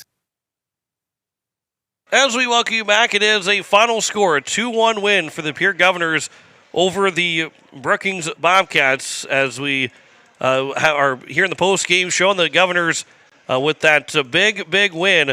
And John Wickler alongside Blake Dean. And Blake, what an incredible last couple innings for the Governors. He had 3 double plays turned in the ball game, and we'll talk more about Carter Templeton here in just a moment as well. But you had a one-out single by Baker Hansen turned into a quick double play, 6-3 double play from Carter Scheffelbein to Bridger Babcock, and then a leadoff single by Jay Harris that was canceled out by the double play and the diving catch by Hudson Schaefer and the throw to first to get him out at first base, and 2 big double plays in that 6th and 7th inning. In a 2-1 game, you can't assume a double play is ever going to be turned, but to turn those double plays, that's why they called it twin killing and a momentum killer, because that was a big difference in this game in that 6th and 7th inning. It really was, and baseball's a game where you can break it into 3 phases: pitching, hitting, and defense. And really, the pitching on both sides today and the hitting on both sides, quite frankly, was relatively, kind of a toss-up on either side, because both pitchers in Game 1 threw really well, and Krogman and Danberg. Danberg obviously a little more sharp, which was why the Govs ended up with a 4-1 win in Game number 1. But in this game, 1-run game, again, kind of both pitchers. Well, Talon Hyde, if you're going to split hairs, Talon Hyde threw maybe just a shade better than Carter Templeton did in this ball game. He threw 61 pitches in 6 innings. Yeah, he had 72 in total of the 2 games. So he still had 30 pitches left, and he pitched in both games, and he threw a complete game in Game number 2. Yeah, and I wondered if the reason why, and I should look at Brookings' schedule before I say this and just assume something, that maybe the reason why they didn't let Krogman stretch it out into Game number 1 was that they may play. Well, he threw 82 pitches, so he did throw past the 4-day rest. Oh, okay. So. I was thinking it was 85, but anyway. Regardless, Krogman threw. He still had some pitches to work with, and I thought that maybe that was the reason why that they were saving it. But anyway, Talon Hyde, probably threw, if you're going to split hairs, he probably threw a better game than Carter Templeton did. Now, as a whole pitching staff, Porter Hunsley came in and did a phenomenal job in relief. But hitting was about equal, 4 hits for the Bobcats on the scoreboard, and the Governors had 5. But really it comes down to the defensive aspect of the ball game, which ended up winning the Govs the ball game in Game number 2. 4 errors, as you see on your scoreboard, for the Brookings Bobcats in Game number 2, and only 1 for the Governors. And it really came down to 2 double plays from Hudson Schaefer, line out to him as he's able to double off a guy on second base while the top of the batting order was up for Brookings early in the ball game. And then in that last inning there, on the bunt attempt by the number 8 hitter, he's able to come in and really make a nice diving catch, just kind of parallel to the pitcher's mound, and able to make a nice throw to double off Jay Harris at first base. And then on top of that, the double play that Carter Scheffelbein turned in the top of the 6th was another big momentum changer, a 6-3 double play where he's able to range to his left, step on second after he gets the ball, and fire it across to Bridger Babcock at first base. Just goes to show you that when you break the game down into 3 phases, pitching, hitting, and defense, one phase is going to win out the majority of the time, and today it was the Governor defense that allowed them to come away with this doubleheader sweep here this afternoon, and really, especially here in Game number 2. Well, Sun and Shine ends up with the RBI sacrifice fly in that in the bottom of the 3rd. They got the Govs on the board in that first game, in Game number 2, and then Bridger Babcock's RBI single in the bottom of the 4th is the game-winning hit for the Govs, as he scored Parker O'Brien on that 2-out RBI single. And the Govs with 2 runs on 5 hits and 1 error. It was 1 run, 4 hits, 4 errors for Brookings. Both teams left 5 men on base, and a game in an hour and 23 minutes of time. And Blake had made the mention that it was kind of a toss-up. And you look at hitting-wise for both games, 5 hits in Game 1 for Pierre, 4 in Brookings in Game number 1, then 5-4 again for Pierre in Game number 2. But the errors, 5 errors to 1 in the 2 games in total. That Brookings had 5 errors. Pierre had just 1 error in those 2 games. Carter Templeton goes 4 1/3 innings, giving up 2 hits, 1 run, 1 walk, and 2 strikeouts. Porter Hunsley goes 2 2/3 with 2 hits, no runs, 1 walk, and 1 strikeout. He only threw 28 pitches, so he'd be available to pitch again on Tuesday. He could pitch tomorrow if they had a game tomorrow as well. Then Talon High went 6 innings, gave up 5 hits, 2 runs, only 1 of them earned, no walks, and 1 strikeout. Now, Pierre, obviously, there in that game was 1-1 in earned runs. They would have won 3-1 in earned runs in game number 1. But again, as Blake had mentioned, you look at the pitching and the hitting were pretty much spot on, even throughout the 2 games, but the defense for the Governors was the big difference in this game. And now we talk about winning pitchers' duels, winning high-scoring games. So now you win a defensive battle because everybody's pitching well, everybody's hitting the same. You play better defense. This team has found ways to win, and now 10-4, they've won 8 in a row. They were finding ways to win in all aspects of the game, which makes this a very, very dangerous team as the season continues to go along. But it also makes, for Pierre fans, a really fun team to watch because they, again, can win any type of ball game. If you get into a high-scoring affair, you're not saying, well, we'll just see if maybe Pierre can kind of keep up with them. You get into a pitching duel, like, well, our pitching staff's not going to be good enough. You get into a defensive game, well, we make too many errors. That's not the case for the Pierre. You're saying the exact opposite on all 3 sides, that hey, this is a fun game because it's 2-1 and Pierre's got every shot to go win. Hey, this is a fun game because it's 15-11 and Pierre's got a shot to win. Hey, look at all the double plays that Pierre is turning because they're good defensively. This is what makes fun baseball, and for this Pierre Governor team, a really fun team, because they're also doing it with 2 different lineups almost. I mean, there was Carter Schuffelbein, Porter Hunsley, Sun and Shine, Parker O'Brien were the only guys that were in there for both games in the batting lineup. So 4 of the 9 guys in the lineup were the same from game 1 to game 2, and yet they still found a way to get 2 wins, and they did so with the help of different guys in game 1 and in game number 2. Yeah, really, it comes down to the depth of this team. I think, to your point, Bridger Babcock comes in, didn't play game 1. He's coming into game number 2, and he goes 2 for 2 and has the game-winning hit here in game number 2. And then you look at game 1, guys like Jaron Deal had a big RBI triple in game number 1. Hudson Stosher had an RBI hit in game number 1. Guys that didn't play both games were the guys that came through with the timely hits for the Govs. So they really have a lot of depth to this team. And to that point, this is a team that can win in a variety of ways, whether it's a close game, close pitching matchup. They can out-pitch another team. They can out-hit another team. They can out-defend another team, as we saw here this afternoon. This is a fun high school baseball team that you're going to be able to follow the rest of the way. And, they've got a real shot. I think they've got a shot to make a run going forward. I don't want to put any jinx out there in the universe as far as how far they can go, but, this is a team that really has shown throughout this early part of the season. We're probably approaching the midway point of the season here already. This is a team that can beat you not just by out-hitting you or out-pitching you or out-defending you. This is a team that can do it all sorts of ways. Whatever the game script requires, they're going to be able to compete. So this is going to be a fun rest of the season for the Governor baseball team, and I can't wait to follow along with the rest of you as this schedule comes up. Like John said, they go to Huron on Tuesday, but then the rest of the games, they should be at home from what I had read on the schedule. Yeah, only other road game will be a Sunday afternoon in Sturgis going in that first part of May. So be on the road to Huron on Tuesday, and then Friday and Saturday be back here at home at Hyde Stadium. It'll be a 5 o'clock first pitch on Tuesday in Huron. We'll have coverage at 4:45 on KCCR and on YouTube at KCCR Sports.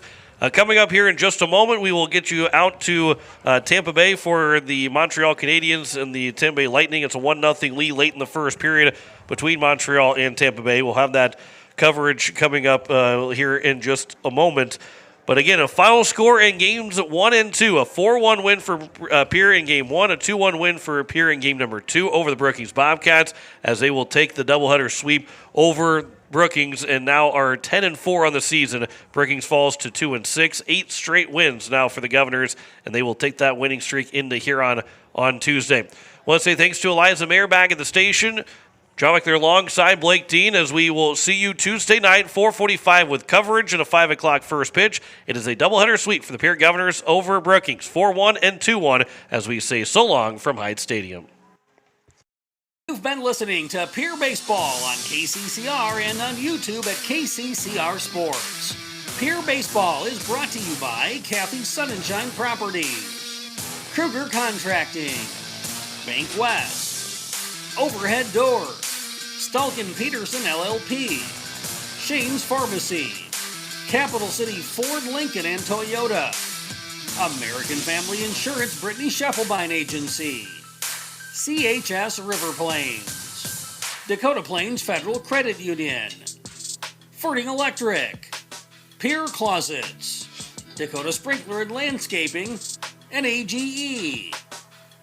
Pierre Baseball is also brought to you by Edward Jones Financial, Gales Gas, Lamb Motors, Xander Auto Parts, Comtech, First Dakota National Bank, Envirotech, Kruger Climate Systems, May Adam, Hunsley Auto Body, Oahe Federal Credit Union, Cone Egg, AirTech Heating and Cooling, Pierre Roofing and Gutters, Wagner Auto, the South Dakota Office of the Attorney General Division of Consumer Protection, and Todd's Electric. Join us all season for more Pierre Baseball on KCCR and on YouTube at KCCR Sports. This has been a special presentation of Riverfront Broadcasting Sports, Central South Dakota's sports